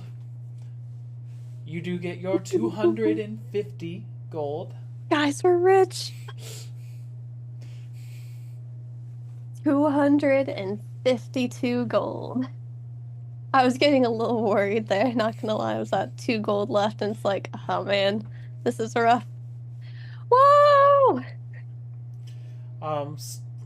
As you're celebrating behind you, eventually, and by eventually, even though he went into the water, Komos was still right behind you, basically. He's like, good job! Good job. Huh. And you kind of notice after the clap, your hand might be stinging a little bit. Oh, we love the pain. Oh man, I've got to get you something to eat after that, but I want to watch the fishing competition, you know? Oh, I'm going to be here all night. I have a festivities to run. Perfect. I'll catch you later then. You'll know where to find me. Mm-hmm. And he actually does, you do see he pulls out a little thing, a little card basically, and it says Komos title. I'm like, why am I forgetting his last name? It's title as in tidal wave. Well, TY. Let me do. Okay, because I was like, I'm about to insight check, like, how good am I doing? It's like, oh, never mind, we got its card. Life's easy. It has it shows where his normal, like, so has his name, his card, and then it has his station, which is Chancellor of the Night, or Chancellor of Night, and then it does have a room that you see often found. It says often found in the Royal Orchard Retreat when not at his duties, and it is you can tell it's one of the suite rooms. I got his special business card. There we go. Very nice. And I'm going to be sitting out of the fishing competition. For all that I really want that conch, I think one victory is about as much luck as I have today. As I look at my 0 remaining luck rolls. No? So you know how I said I was gonna play in the fishing competition? I don't even have enough money. You could ask your fans. Who just came into a lot of money. Do that. Rael, you can do this. Rael can at least buy fishing rods for Barblin. So we were traveling to go like purloin or purchase some fishing gear. Or actually, we were doing during a competition. Dice can help you out. Dice come up and it's like, so Rael, I know you're a little bit busy and everything, and you wanted to do the fishing competition. Is there any chance I could buy a meal, like a special meal for 2, for me to take to enjoy elsewhere this evening? You don't have to do that, because, like, I thought I had enough, but, like, Rael's going to give you food no matter what. Yeah, but he does not really accept payments. You need money to do things. I know you want to give me that, but he wouldn't accept payments. Lance is going to go up to Refus and Nevik. I feel pain in ways I didn't know were possible from the water. Oh, your first belly flop? Yep. You'll remember that one. The other folk washing in more pain than you were? At least yours was early, Lance. This is true. It wasn't with that giant tidal wave that knocked out a good chunk. We could use some extra hands for the fishing competition. Oh, fishing. It's the best way to put me to sleep. But I support you, Refus. You shall be the best fisher this town has ever seen. Oh, why, thank you. I should be something. It helps bring us alive. Who all is participating in the fishing competition? Barblin? Rael? And I think your way is getting paid. Yeah. Rael does not accept payments. Your But I can way pay is the getting other paid. person. I gotcha. Joining. I mean, he wouldn't know that you're paying for it because he'd realize he doesn't have enough and then he'd probably just go cook. No. I've been with Rael enough, and it's just like, and you're going, and it's like, oh, it's entries 5 gold. And you look at your sad pouch, and it's like, oh, no, I got this. This is for the good, for those who need to eat some fish. You can catch some fish. I can But catch we fish have to without feed having the to poor. pay. What was that, Barbara? But we have to feed the poor tonight. And yet I can go and fish elsewhere and get fish. But from the For victor's free. podium, you can give another rousing speech to move the hearts of the townspeople and do so much more good.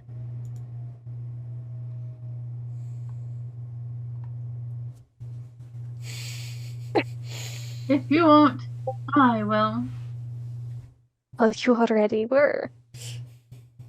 Yep. You guys already got to compete. I watched you. I cheered you on. And now it is Aw, my thank turn. you. Nivik, are I you? guess Rael's being fucking forced into it, so Yeah. go, We I want you guess. to have another chance. The cooking competition was a hard one. This one I Well, have full faith. I mean, D100s kind of suck for me because I always roll low. I don't know why, but I do. Oh. So Rael, Barblin, Refus, Nivik, are you fishing today? Probably not. Fishing's not his thing. Even with the That's how winner you get getting the the conch. conch? I mean, there's other ways to get items that aren't good.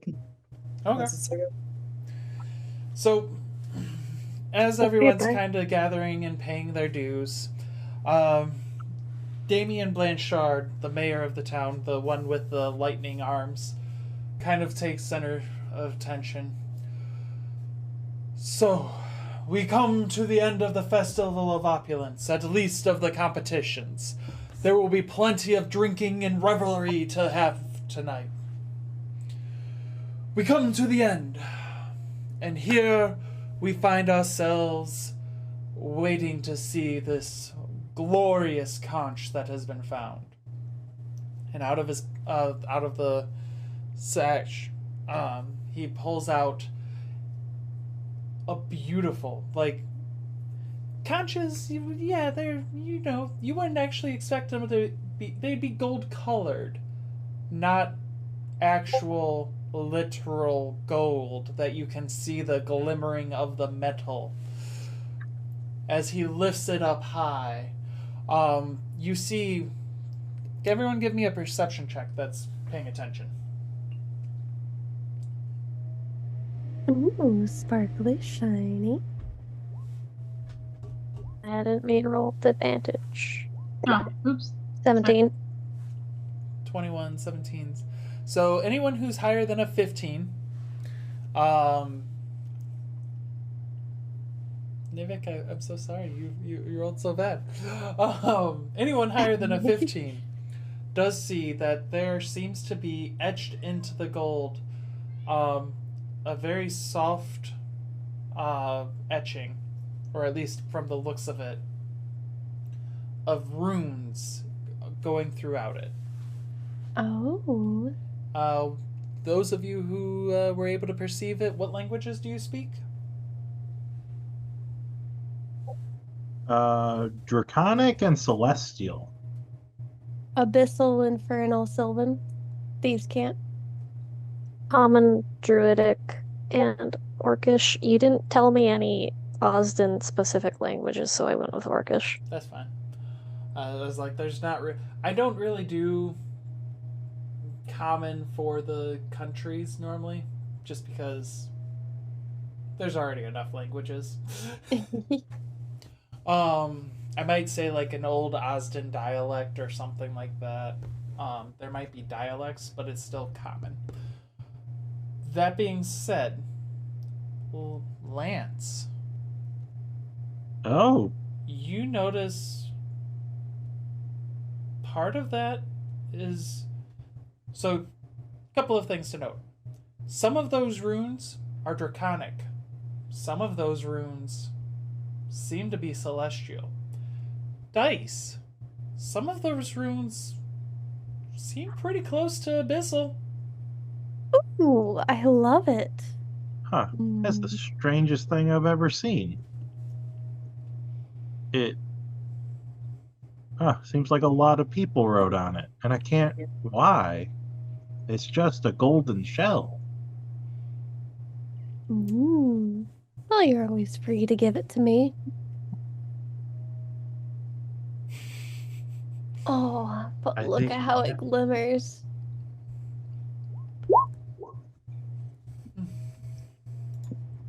All right. That being said, are we ready for the fishing competition? Yes. Yeet. Yeah. All right. So, it's Barblin, Rael, Reefus, and not Nivik. All right. 3 of you, 2 of you get your rods. Have your rods and are ready to start fishing. Reefus, are you revealing how you're going to be fishing? With a fishing pole. An actual fishing pole? No. It's a pole that I'm using my chakra string to control a hook on. Because there's nothing better than being able to have a fishing line that can actively grab fish. So instead of survival checks when I ask for them, you will instead be rolling an Arcana check. That's fine. So you all start casting your lines. You do have enough bait. It is said that you will have 10 pieces of bait. As you go through and you fish, you're going to have to get fish. If you lose your bait, you lose your bait. How it's going to be determined, the winner, is going to be whoever has the most value of fish at the end. All fish will be being donated to a chef throughout the night. So if you've already proven that you are one of the best chefs in town, you would be able to receive donations. Oh yeah, what was Rael's final ranking in the among the 17 competitors? Out of the 17, Rael was I assume they'd third. have a board. Hey! There we go. Room for improvement, but still excellent. Once again, D100 screwed me. I know. It's not your fault. If anything, it'd be cool if I got a super advantage, because chef feat plus all my tools. Next time, there are many days to this party. That being said, let's do that. Get that as a different page so I don't have to go back and forth from seeing your guys' rolls. Barblin, can we not summon the angelfish, devil, dragon, shark, dog? No, you cannot. Alright. That being said, though, my fishers, as you cast your first rod, that being said, Reefus, you still have to use the bait. That's fine. Okay. I was going to steal someone's hands to use them as bait, but then no one died, so I couldn't steal anyone's hands to use as bait. Fair. Give me a survival check.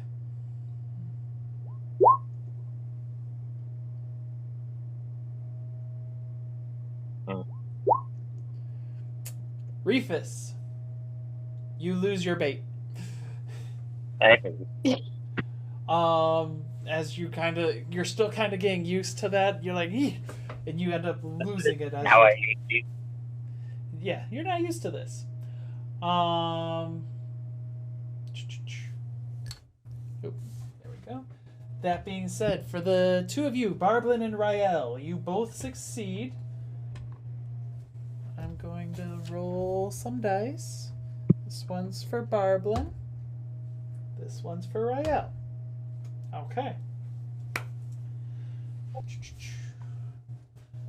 So you both feel something catch the bait, and you can kind of go through, and you're going to start reeling it in. Give me a strength check. Like athletics? Yes.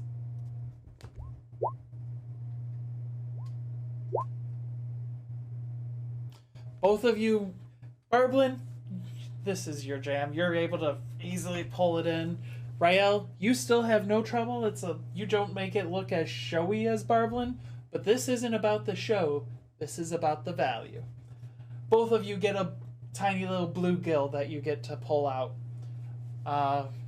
You can go ahead, and I'll give you guys the values. All of you kind of have a judge that kind of is walking back and down, and as they see it, bluegill, 1 silver. Bluegill, 1 silver. Round 2.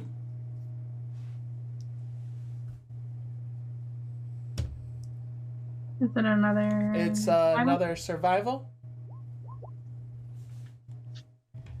or Arcana. Rael, nice survival check. You're going to get advantage on your athletics check, Rael. Everyone else does succeed. So let's see. First up, we're gonna do Reefus. Come on, Reefus. Okay, Reefus. You feel a hand drop the bait, grab a fish, and it's fighting you. Give me a strength check to pull it on in. Reel it in. Not made for this. Actually, that's not true. I am made for this. 22. Nice. You have your hand whip out and pull out a flounder, a medium-sized fish. Nice. The judge is like, flounder, high score, 5 GP. Let's do Barblin next. 9 is going to be okay. Got it. Give me a strength check, Barblin. And please keep track of your guys' how much money each of them is. Thank you. So the 14 and a 20. 20. Let's go. Or I was saying how much money you've made so far from fish. That is going to be more than enough. You easily, again, you're a barbarian. Psh, psh. For this little goblin, just reeling them in. That being said, this one is Angelfish, 4 silver. Oh yeah. Kitty cat. Nice. Rael, you have advantage on this check. Go, Riot. You feel it? It's going. Give me it's pulling fast. Give me a strength check with advantage. I 14. Oh, 14. 14 is a success. As you go through, you're pulling, and you kind of notice your flames just kind of starting to go through and burst out, and kind of giving you that extra pullback as you pull out a trout. Trout! 12 silver. Another round of survival checks, round 3.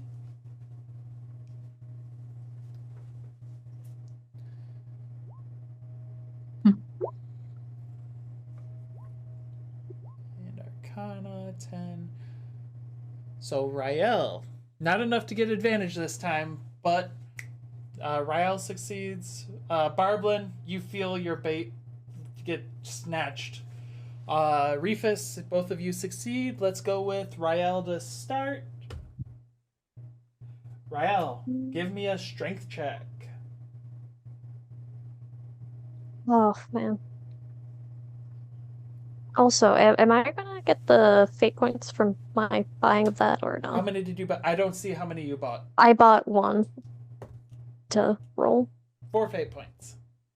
Oh. Sorry, I don't have my stream open, so I can't. Oh, Because I'm not. fair enough. Yeah. The only reason I got dices earlier is because they made a comment in Zoom. Oh. Yeah. Yeah, sorry about that. Because I wanted to make sure you had some fate points going into the cooking competition to give you a solid shot. Yeah. I was trying to also, like, make sure I could also win so that we could have 30 gold. Let's see. So it's a I can make it a 10, but I don't know if that helps. Are you making it a 10? Probably, because I think a 6 will just let me lose my fish. This one's a little tougher, and you're pulling, reeling, and you just managed to get it out. It's a salmon. Salmon! Oh, fun. 8 silver. Rufus, why are you making a strength save? You're supposed to make an athletics check. It's the same score. Is it? Yep. Okay. 19. You're going to... You pull out a trout. 12 silver. Rufus is, and as we're ending round 3, Rufus, out of everyone, is starting to win pretty handedly. I mean, going through and getting a flounder, and yeah, Rufus is doing pretty well. Because, what's your total at, Rufus? 5 gold, 12 silver. So, 6 gold, 2 silver. Rael, Barblin, where are you guys at right now? 21 silver. 21. 6. Yeah, Rufus is, like, there's other people who are doing well, but Rufus is far... Most people are around where Rael and Barblin are at. Maybe Rufus might be getting looked at soon for cheating. Round of survivals and Arcana. And round 4. Go, Rael. Go, Rael. So, Rael and Rufus, both of you get advantage on your strength checks. Barblin, you do succeed. Let's start with Barblin. Interesting. Barblin, you feel something grab onto it and start to pull. You're at a 13. Let's see, where was I at? That's good. You pull out a perch. 16 silver. Ooh. Next up, let's go Rufus. Okay, Rufus, you feel something latch on. It's heavy. Give me that strength. 6 and a 19. That 19 is going to definitely do it as you pull out a bass. Bass, 2 gold. Rael. Give me that strength check, Rael, as something latches on. Rael, with that 18, you're starting, you feel it latch on, and at first it doesn't seem too bad. And then you start pulling back, and then it pulls you forward, and you just kind of, and you just start reeling, and reeling, and fighting. And Rael, you end up going through and using that little bit of burst from your flames to give you enough up to pull out a black bass. And everyone kind of starts to like looks. What? Black bass. Rael's excited to cook this. 10 gold. I want to eat it. Rael. It matches your Rael. Rael's very excited to cook this. So that's round 4, right? On to round 5. Going into round 5, we have a shakeup. I believe Rael's now leading the pack. Rufus isn't far behind. Barblin's kind of in the middle. Give me... So, Barblin's survival. Lost a bait. Rufus, success. Rael, you get advantage again. So let's start with Reefus. Reefus, you feel something snap onto it. And it's starting to try and pull you. That's you do not have advantage, so that is a 5. You lose your bait as it just, and you actually kind of have to go through and rewire it, as it even took the hook with it. Whatever it was big enough that you were glad that it took the hook with it, because otherwise you would have been going into the water. Rael. I'm rolling high on these. Okay. Oh. That is not going to be high enough. Yeah. You go through and you too lose your bait to something. Floundering away. I mean, I got a really good fish to cook. I'm happy. That fish, and as you're noticing, even though you've not gotten you've missed 2 or 3 so far, you're still well in the lead of everyone else as they're keeping score over on the side.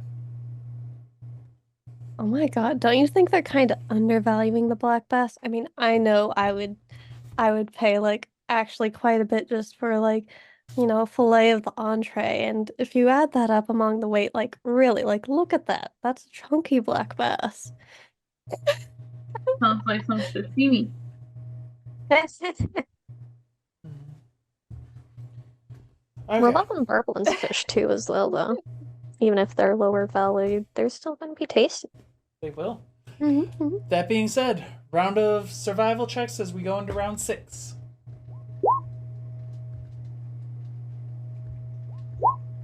I didn't mean to roll with advantage. 11, That's 11. which is a success. 15. So, we'll get to Reefus last. Let's see. Barblin. Give me a strength check as something latches onto it. 11. Nice. That is enough. You pull out a perch. Excuse me. Perch. 16 silver. Rael. Let's see. What are you fighting? I see what you're fighting. Give me that strength check. More than enough as you pull out a bass. Bass. 2 gold. Reefus. Oh, ooh. You latch onto something. Give me a strength check to pull it out. Ooh. Your contested athletics check did well. As you latch onto something and you feel it's heavy, you're like, this is going to be bigger than the black bass. I got this. I got this. And you pull it with your hand. And out comes this weird creature that's kind of like humanoid with a giant mouth. Just looking at you with big fishy eyes. Arcane. Reefus just points at it and goes, I think I can. Monster! And then punches it in the face. Oh, would you look at that? Looks like my childhood friend. Let's see. So we got... Oh, I'm going to come forward a little bit.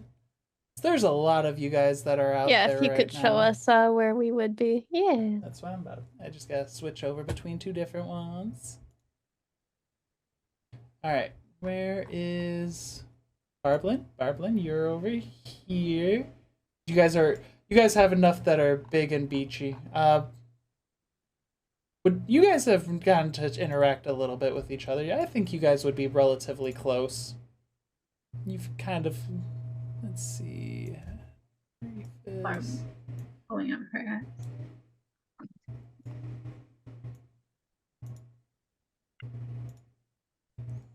And there are some guards here and stuff like that as well. And then you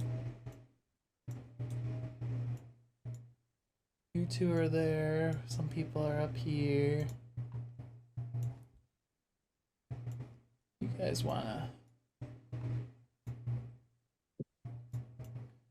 I don't know how the rest of you 3 would be. You'd probably be something like this to this to this. Right? Is that right, Nivik, Lance, and Dice?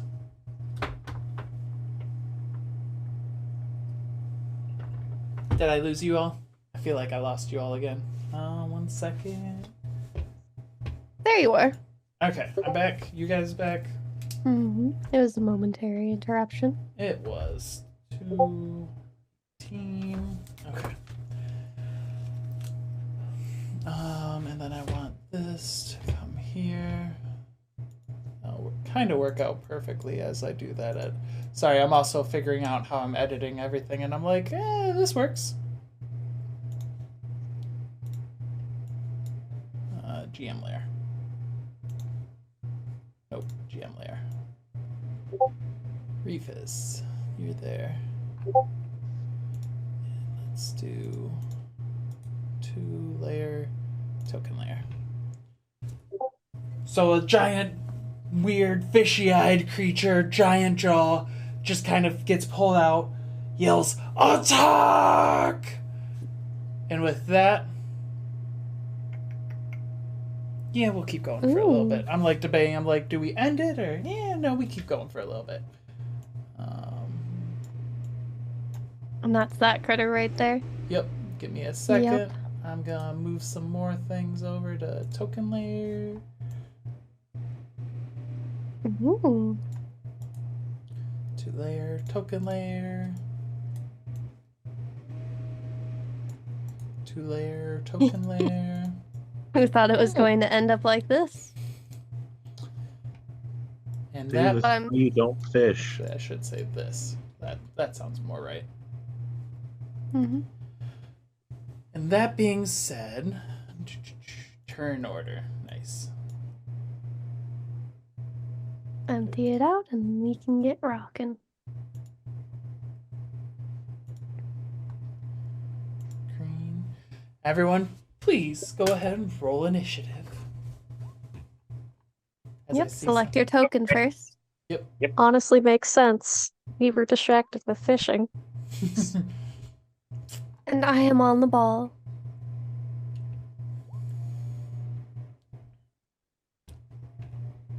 Let's see.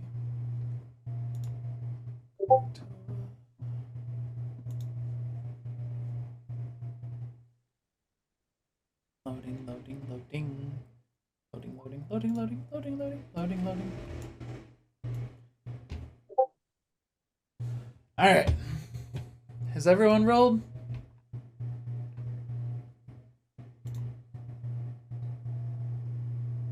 Everyone in? I'm ready. 1, Yep. 2, 3. Okay. There's. Oh, I have multiples of all of you. Alright.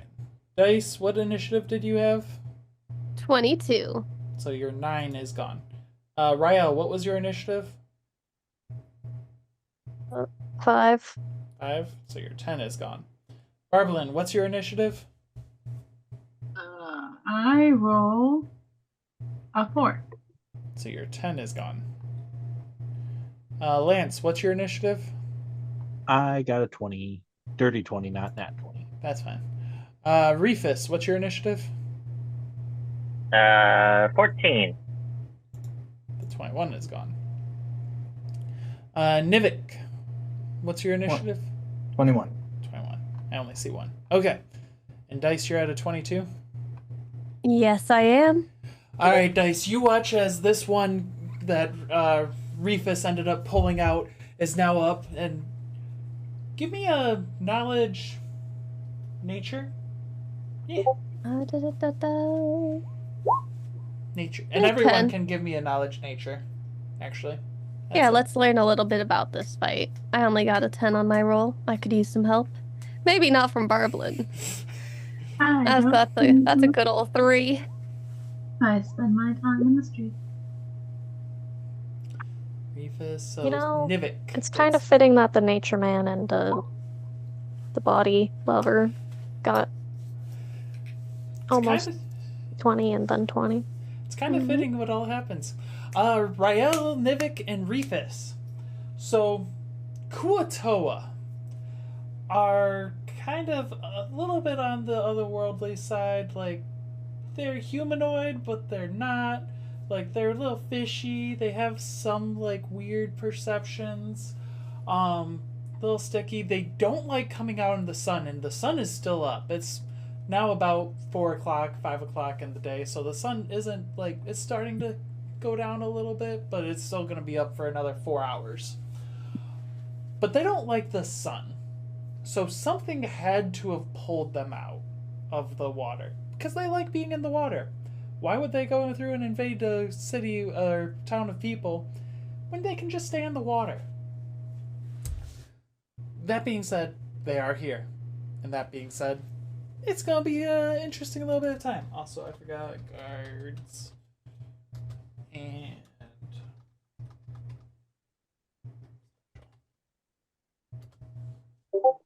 close. And guards are at 10. Special are at 20. Then I hit descending. Are we ready to open this up? Dice! You don't know what these things are, but they just said attack, and your friend who you convinced to vote for your other for Rael is about to get attacked. No. For chance, possibly from a number of factors. From, I'm ahead of them on the initiative to they're currently kind of attached to a fishing hook string. Could I possibly have advantage on this since they're kind of engaged in a sort of combat? I will give you get sneak attack. Yeah. I'm not giving you advantage, but you can get sneak attack. That's all I need. Let's go. As it's kind of flat-footed and wasn't expecting this. 23 will definitely hit. Yep. And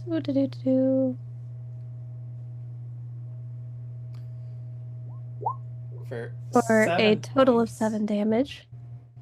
It takes that stab and is still standing, not happy. And we'll try to gut the fish with the other shot. 23 to hit for 6 more damage. You stab it once and almost going into its eye, and it's like, and it barely manages to evade. And then your second one comes into the other eye, and that one does land in the eye. It's still standing, but it is. Okay. And we're still level 1, so that is all I can do for now. I will pass it on. Alright. Nivik, it is your turn. I've got it blind. What? What are you doing above the water? It's totally like, fine. And he's just gonna drop his coat, take out his hands out of his pockets, form a sphere in his hands, and toss magic missile at it. All 3 at this one? Yeah. Well, it's 4 because of the day. Oh, yeah. All 4 at this one, not at any of the other ones? Yeah, just... Okay. I think you can see the other ones. I will do 1 at each, because that's more productive. Just let me check. What is it's a intellect saving throw, right? Nope, it's just damage. Roll a d4. I know, but for your failed casting thing? Oh, yeah. Roll a... Wow, it's been a second that I've had to... Roll a caster check. It's just d20 plus casting modifier plus proficiency. Okay.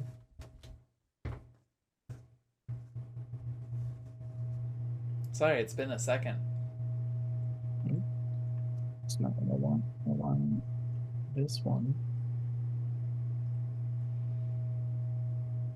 Okay. So that's going to be 24. More than fine. No wild magic occurs. Then for damage...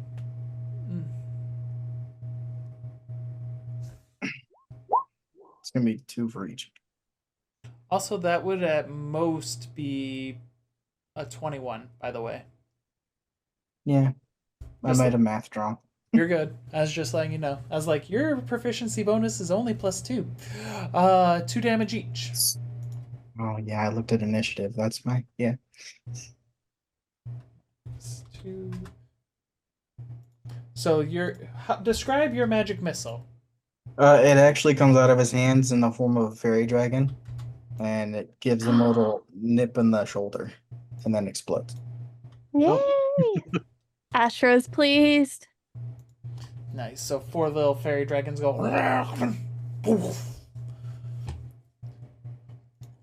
Special. Let's see. Damien, seeing what's coming after his people, stand back! And you watch as in front of these ones. How far is Wall of Fire?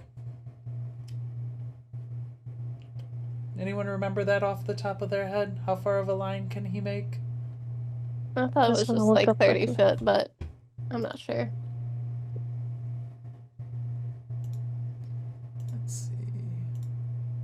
It is a 60 feet long by 20 feet high, by 1 foot thick. And you have a range of 120 feet. Okay. Let's see. It's gonna be a little expensive for them to fix, but that's fine. Saving lives is more important. Fire arrow.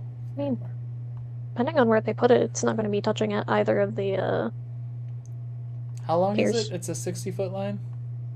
Yeah. Huh. So it doesn't even like touch it technically. Ah, nice. Where is... I don't know where my wall of fire is. Column of fire. Lined. There we go.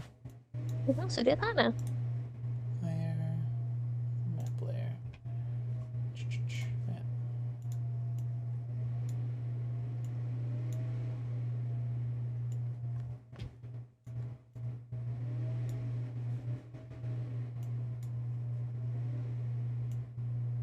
Oh, nope, nope, nope.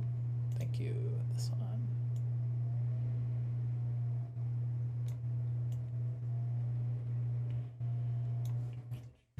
And Alt. And there we go. And you watch as a wall of fire lights up from there. And instantly incinerates this one. And this one's within 10 feet. And he's just like, everyone, get back from the beach! And that is the end of Damien's turn. Lance, your turn. Alrighty.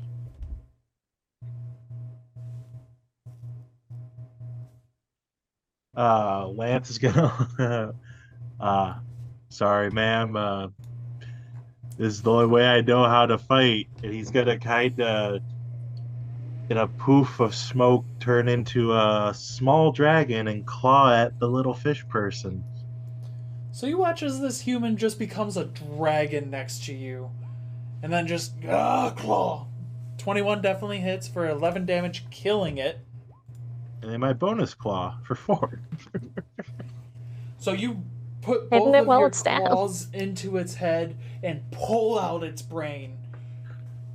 And Dice, you're sprayed with a bit of blood as it just... That will be Lance. Reefus, it is your turn. That was my fish. I better still get points for that. No, you get no points. What is this? This is bullshit. What do you mean? I didn't make the thing come here. That's the biggest fish we've seen all day. It's not fish, that's fish people. It's worse. Bet they still taste like fish.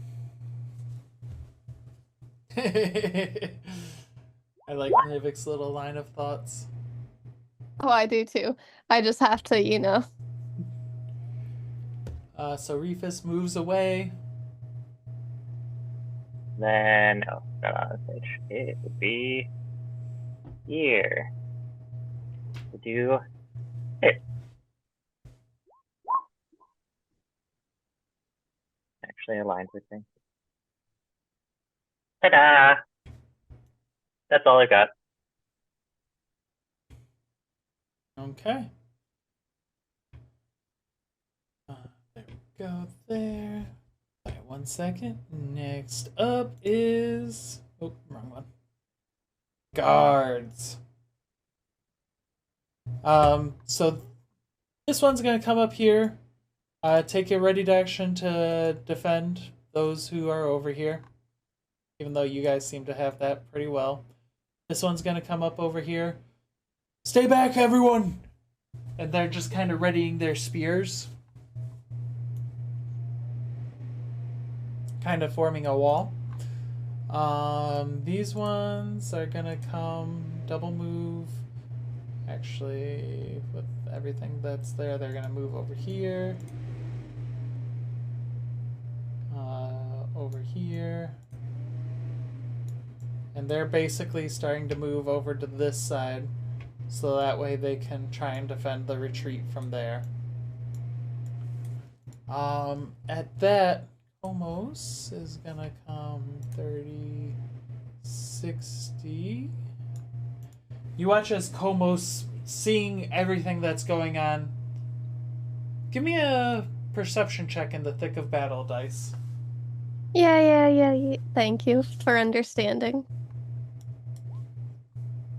I'm a little occupied. Dice covered in doesn't blood. notice anything. But Nope. for those who are a little more aware, not necessarily covered in gore, Komos is making a beeline over towards you guys. Rael, it's your turn. Now, as much as I wish these two were just one square closer together, we're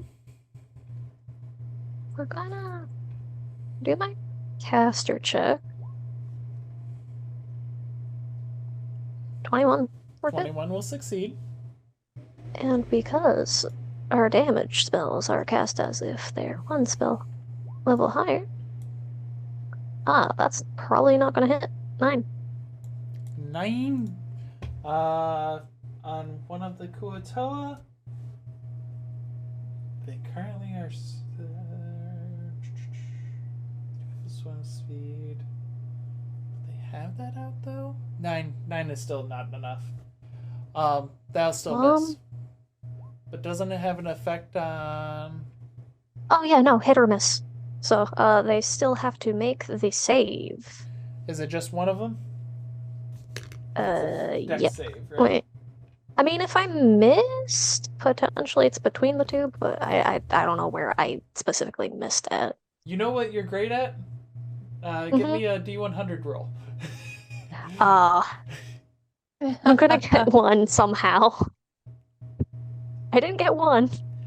77. You get lucky enough and it lands in between them. So they both have to make a dex save. Yeah. One of them succeeds very well. The other one fails horribly. Nice nat 20 when it's not needed. It's the D6 damage you want to look at, so 4. 4. So one takes 2. The other one takes 4. As you just hurl a bolt of ice out at them. And it just shatters and kind of freezes the water for a second, and then the waves just crash over the frozen water, freeing them. Because it looked like if it would have probably hit one directly, it might have been frozen enough to the point where he wouldn't have gotten unfrozen. He might have been grappled. But water is water. Mm-hmm. Anything else, Rael?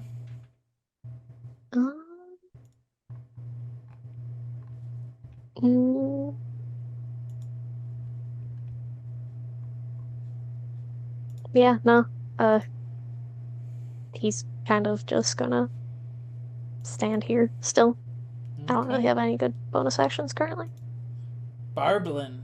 What you up to, Barblin the Barbarian? Finally, something I'm good at. Pull my axe off my back and grab it with both hands. March over to the line that's forming and say, as soon as they come to shore, that'll be the last. day on land for them. Good to That's all. see someone to fight alongside. And as they have their spears ready. Let me see. Alright. Are you readying an action, I assume? Yeah. Okay. What spells do you have?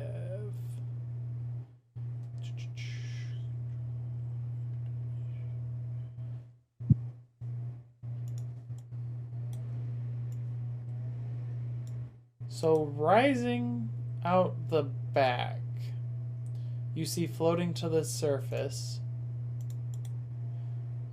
3, like, they're a little bit ways in the back, but one with a whip out, one with a, what does he have? One without any weapons, and then one holding and clutching a symbol in the back as they rise. Let's go layer, token layer. Token layer. Layer, token layer. Layer, token layer. Actually, I probably, now that I realize this, I'm like, I could just do that. I could have done that at the start. Oh well. Layer, token layer. Okay. Token layer. So more Kuatoa rise up. Let's see. Your spells that you have.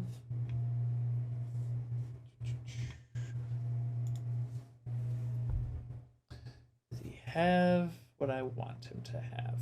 Probably not. Nope. No, he does not. You watch the one clutching his thing in the back starts speaking in a tongue that I don't think any of you know. Anyone know Undercommon? Can't say I took fish first. Nope. Okay. Not this character. He goes through and casts something, and you watch as wisdom saving throw.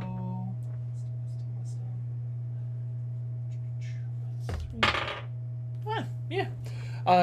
Magic washes over the mayor, Damien, and he just kind of shakes it off. And then you watch as the one in the back just starts cursing a little bit. That being said, they're going to come forward. 30 feet there. Go marching, hurrah, hurrah. Hurrah. The fish come marching for their doom. Hurrah, hurrah. Or your doom. It's gonna double move to there. Double move to there.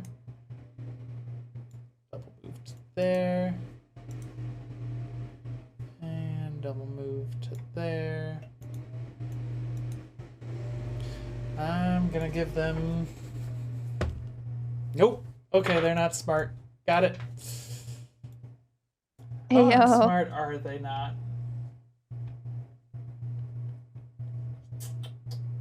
If I remember correctly, they're incredibly To their doom. They're not horribly unsmart. But they aren't smart enough to realize that they should have stopped this before half of them march to their doom and walk, like, swim, like, near enough that the water's boiling and just boils their skin alive. The others are like, and then they go through and swim under to over there, over there. This one's gonna swim over here. They're swimming over here. This one's gonna kind of come here. This one will come over here. There we go. And he's just gonna come and float over here. That being said, now for the fun. One of the guards It takes its spear, tries to plunge into one of the guards next to the doll. The puppet. 22 will hit. Oh no! For 2 points of piercing damage into the guard. He just... but they both do get to swing at him. Which is good. Good. Let's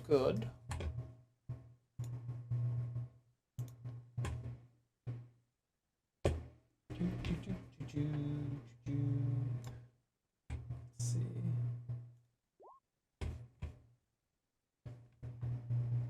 Spear one-handed. Kuatoa.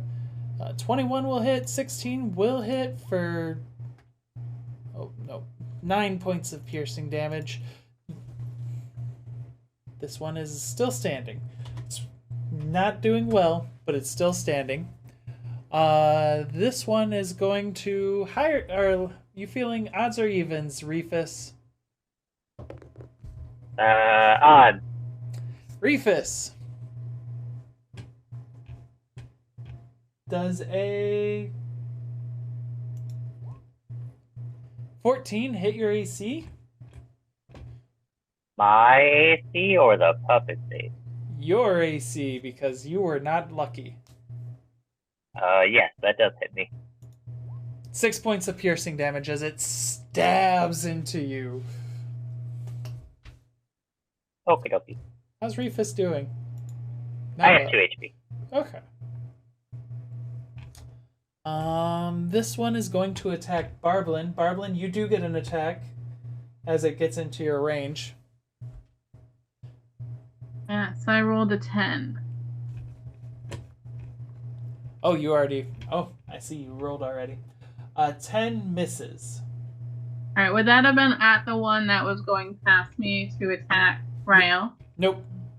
That one's not actually going to attack this turn. I wasn't sure if it passed within my range for an opportunity. He did, but the one that is here was in front of you first. Does a 12 hit Barblin? Nope. Okay. You do not take 3 points of damage. One on Lance, one on Dice. Lance, does a 13 hit you? No. No. Dice, does a 10 hit you? No, not even a bit. So they're just like... We dodge and... Yeah. We're still in beach gear. You'll... Having a good time. Alright, that being said, Dice, it is your turn. And the one that stabbed me is the one right here next to me? He stabbed at you, yes. It stabbed at you. Am I able to do sneak attack because I have Lance right next to me in it? Mm-hmm. Wonderful. I mean, you could also move and get advantage as well. Oh, if I just whip. So you've used 10 feet of movement. Mm-hmm. And let's stab in time.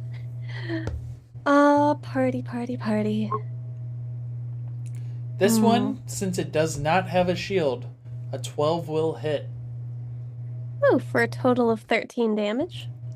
It is not looking good. And then let's gut the fish. 25 to hit for 8 more. So you're gutting it? Oh, yeah.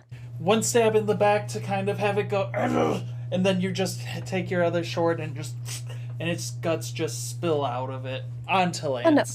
So her thing is she does a main attack sword to open it up, and then a dagger to finish it off. So this is filleting the fish. So stab in, and then fillet, and then...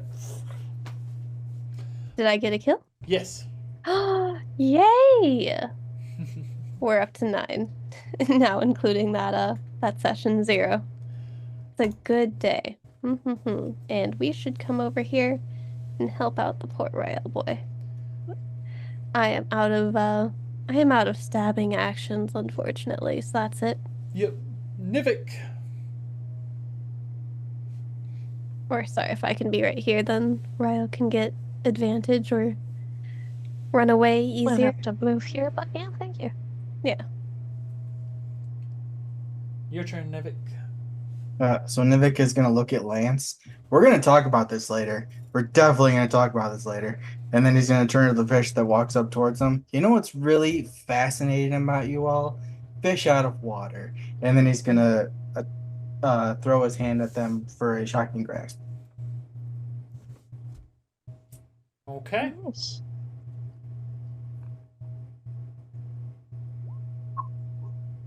Well, day. Let's see. Sorry, I'm just checking one thing real quick. 6. They have metal armor, you have That's advantage, better. but I don't think they have metal armor. They do not. Did it actually roll a d20? It rolled a 5. Okay. Sorry, the crit makes me be like, wait. 12 does hit. Okay. So are you upping cantrips as well? Should it be 2d8 instead of 1, or is it still just 1? 2d8. Okay, just checking. Rolling 2d8. 9 points of lightning damage. They have anything special? Special? No. -9. Alright, so you just... And it's like... And now it can't get opportunity attacks if I remember correctly, correct? If it was wearing metal armor. Oh, I thought it was just anything you hit doesn't get opportunity. Might be. It can't take reaction until the start of its next turn. Yeah. So it So. it can't use an attack of opportunity if you leave its range. Sweet. Ooh. Shocking grasp is really fun. Really good for the wizards. The fleshy go down in 1 attacks? Yes, we like it. Any movement, Nivik? Sure. You can move nice and safely. I'll just go over here and end my turn. Alright. Special's turn. Let's see. Next up is Fyra.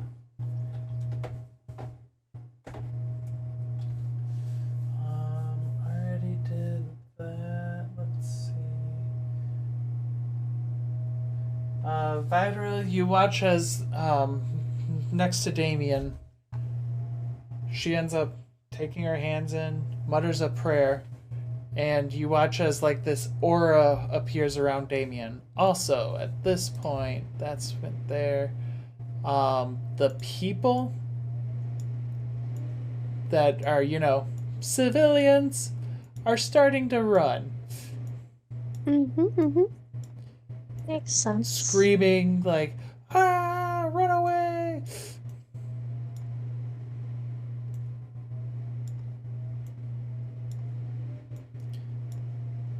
And I think, thankfully for all of you, you're gonna get the good part of this, because most of them are all gonna get away. Yeah, no. Okay. Lance, you got a Kuatoa Alright. next to you. That's been shocked. And so This one was shocked. oh, This okay. one was not. So he's gonna look at the one next to him, but he's gonna kind of crane his head back. Look, Nevik, on our travels, you asked what made this old man an adventurer, and I said I'm strong. You never asked me to define my strength. He's going to attack the one in front of him. Does a 15 hit? 15 definitely hits. I'm guessing the 23 hits too. Definitely. 15 damage again. Woo! That's 15. This one has not been hurt, but that being said, you just claw into him and almost rip off his arms. He still has enough. He's like on his last limbs. He's like, Whoa. That's a face only a mother could love. says the dragon. Anything else, Lance? Gonna make some movement? No, I'm not. Have to ask. Had to think about that one. Reefus, your turn. we're coming in with a hand axe on the one that attacked me. 7. I don't think it hit. The one that attacked you. That's going to miss because you do not have advantage. Okay, I'm gonna back up. Because I have mobile. Because I attacked him. You cannot attack. I was so ready to take a swing. Okay.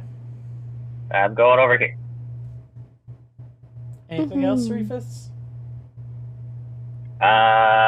Nope. Okay. This one's gonna come here. This one's gonna come here for the guards.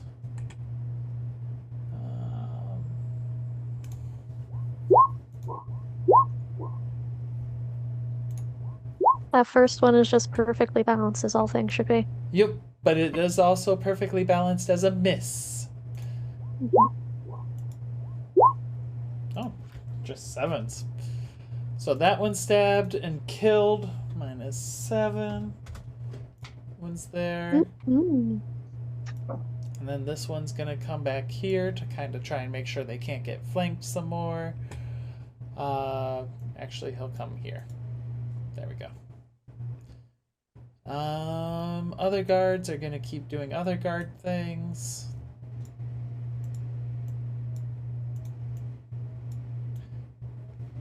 This was the initiative count. I was moving you.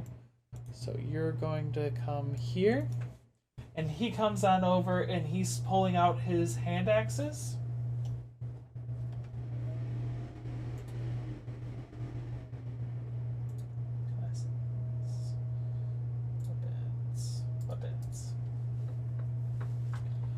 And he takes both of them and just chucks them. And then grabs 2 more. Where's Dice at? Dice, you're here? Okay. That'll hit. That'll hit. Natural. 2d6 plus 8. That's gonna be 16 points of damage. So Dice, you watch as... Oh, Dice isn't even here. 2 hand axes come on in and just whack into the Kuatoa in front of Dice. And then he's still just running up and over. We love Bill Daddy. Oh. Alright. Rael, it's your turn. If this one is still standing, I would like for it to make a dex save. Dex save. As a bonfire just sprouts up beneath it. An 18? Oh, it doesn't take any damage, but now there's a bonfire there. It's just like, whoop. Which would have also done, a little bit more than that damage, but yeah. Because I would have to roll 1 more d6. You good. Dice, so you know, because it's kind of important for you, the one in front of you just got 2 hand axes sticking out of its back as Homeboy is running in. Komo's title just boom, and then went and grabbed 2 more and is just prowling over. Hell yeah. I am ready to... And so this one's injured? Yep, but it's not your turn. Of course. And now there's a bonfire that's just sparted out from your friend who's just like, get away. Where is that? Underneath the Kuatoa. Okay, yeah, good. Barblin. Barblin is going to look at the Kuatoa in front of her and raise her axe. Swing again.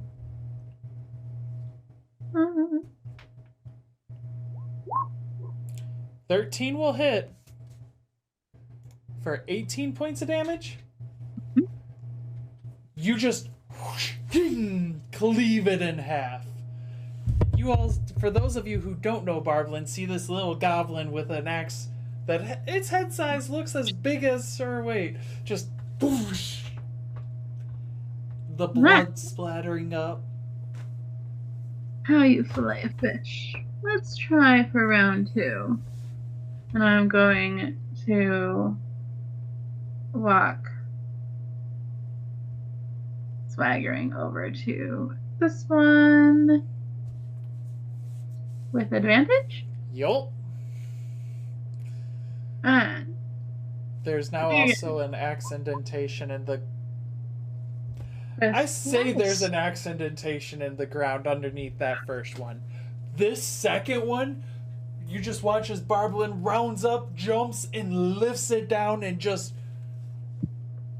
The Kuatoa is in a crater of its own pile of gore. Wow. I do love sushi. Because that is what? 17? Like sushi, I can make you some later. Don't you do an extra D? If I remember, when you crit, isn't there something special? Make another So attack. on my turn, when I score a crit, I can use a bonus attack. Not from Great Weapon Master, from your axe. Oh, shoot, I need to find out, yeah. I believe it gives you brutal critical. Yeah, so, what does that do? You just did... That's D12, so... 29... 30... 40 points of damage as a level 1, just... Whoom! It's like 3 times over dead. 2 times in a little bit. But It's still. whatchamacallit, like, flick off my axe on both sides, cleaning it of the guts, look at the soldiers and say, come on, boys. You've got a couple in you, don't you? So, interesting thing, Barblin, right after you is the Kuatoa. I don't know why they're deleted, but they're deleted. This one turns back into the water and flees. This one turns back into the water and flees. This one turns back into the water and flees. This one, who can still see it, actually flees. Lance, you get an attack of opportunity.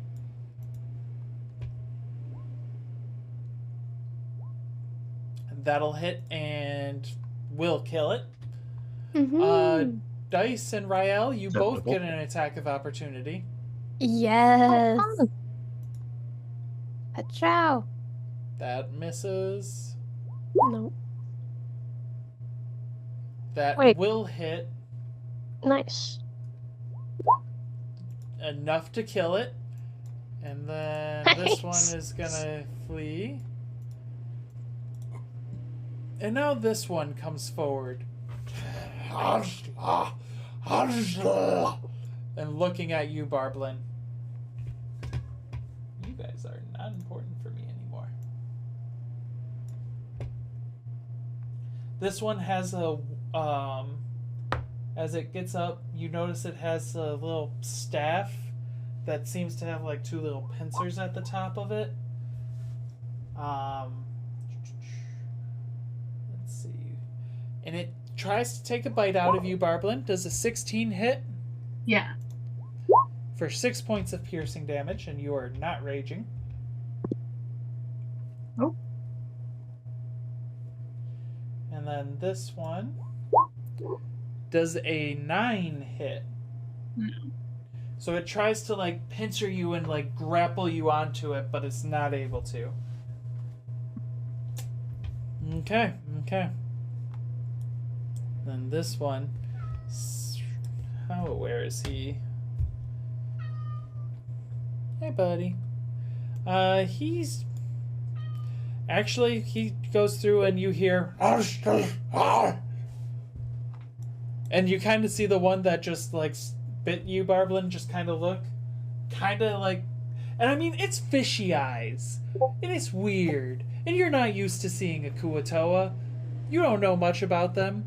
But for those who know a little bit about Kuatoa, those who succeeded their checks earlier, it looks a little afraid.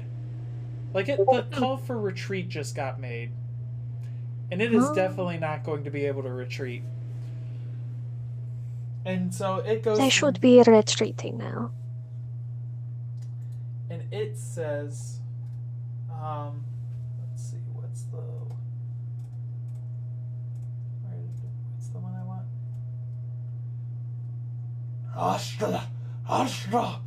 Hashla, blackened hand, Hashla.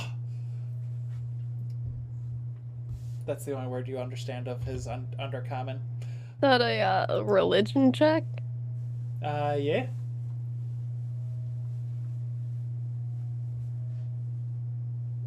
Mm-hmm. You don't want to understand their religion, Jeff. Their religion is so fucking weird. The better Especially in this religion world. is violence. Because again, this world is Kuatoa are different than your normal Kuatoa. Mm-hmm. That's fair. Good shout! Dice. Yay! Oh, and that's a crit, so I get 2d6. Oh, are you attack? Oh, okay. I was gonna do the religion checks first. Sorry. Oh, sorry.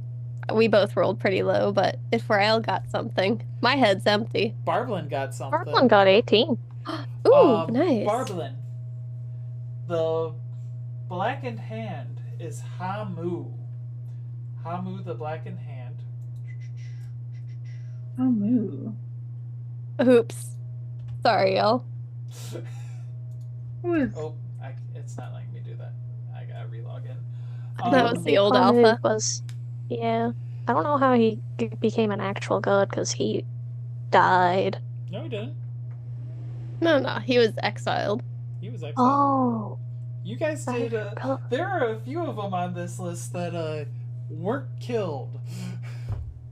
I'm gonna call over my shoulder to Idle and be like, "You know a black hand, Kendall?"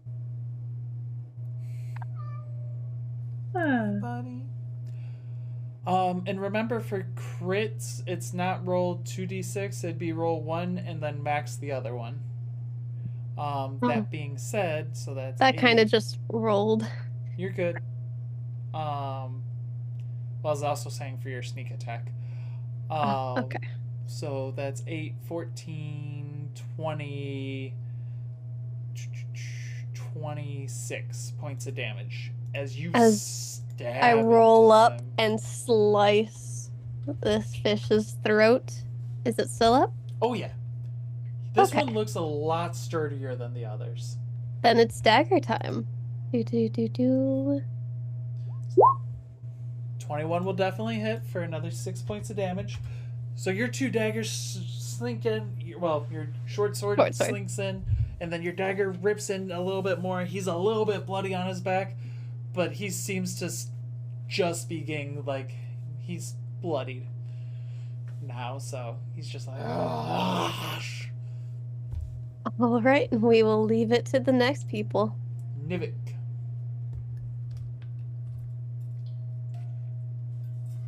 Good old magic missile. So I gotta do one of these. That roll. I assume that's good for the. Why is it +9? Because I have 7 plus 2. How do you have a 7? That's my magic modifier. 7. That would be because that's already adding Oh. your proficiency bonus. Sorry. Yeah. You're good. So You still succeed. sure, it's 21 then. Yep, still succeeds. Roll a d4.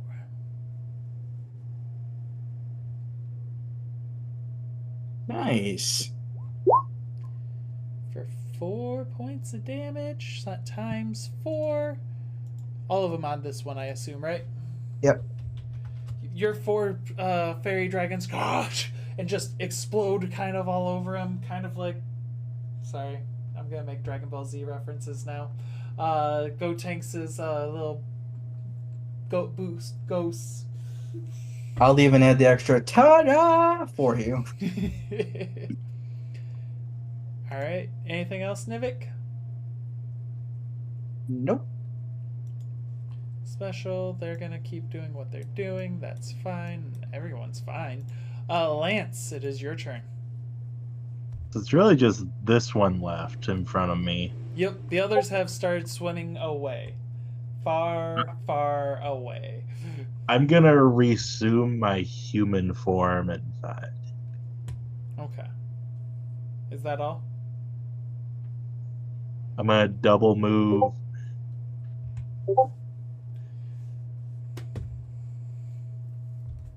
Oh, how do you say your character's name again? I forgot. Reefus. Reefus, you look hurt, my friend. Reefus is unattentive at this moment. We will resume with Reefus. Well, actually, it is Reefus's turn. Yep, that's me. Reefus is still unattentive at this moment. Guard! Oh. Nope. Okay, guards. They're gonna come here. They're gonna come here. They're gonna come here. Kind of try and give advantage. Oh, alright. Lance, if you want to repeat for Reefus.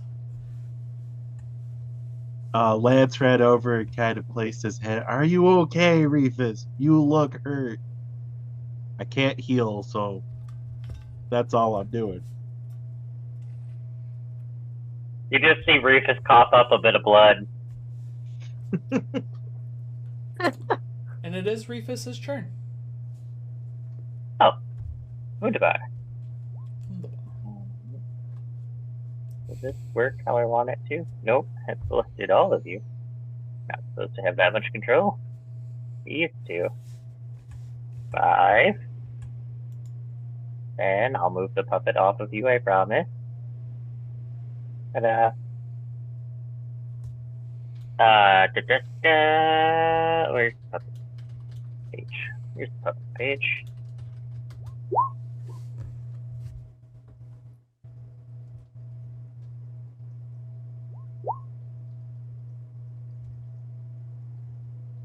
Puppet coming in hard. A nat 20 definitely hits. What's the damage die? A d8, so 17 points of damage. Nice. Reefus, how do you want to do this? Rufus will just be like, you come up to check if they're okay. They just have control of the puppet with their hands. And it's just, no, but this is about to help. And just takes a couple of steps forward as the puppet, like, mimics the exact steps that they take. And just this huge wind up and just cracks the thing straight across the face. Just like, it doesn't leave a crater like somebody does, but just, the thing is out fucking cold. Just, revenge is a dish best served cold. Plus, that thing will be useful now. Some of you are a little dismembery, which is useful in its own way, but intact help. And with that, we are going to bring session 1 to an end. Thank you all for joining Can I us. do Sorry one for the act? Oh, I was like, we can. I would like to heal Dreyfus. We'll get to that at the next one. Okay. Thank you all for joining us. We will be back in 2 weeks from now. Apologize for the technical difficulties. We should have that figured out. Appreciate y'all. It'll be And on thank all y'all YouTube. for playing with me again, and for Nivik for joining in with us, and you for bringing back D&D. It's been a long break. I'm glad we're back to it. I mean, at this point, we should consider technical difficulty a player. Yeah, it's a player I'm not happy about, though. Thank y'all. Have a good one.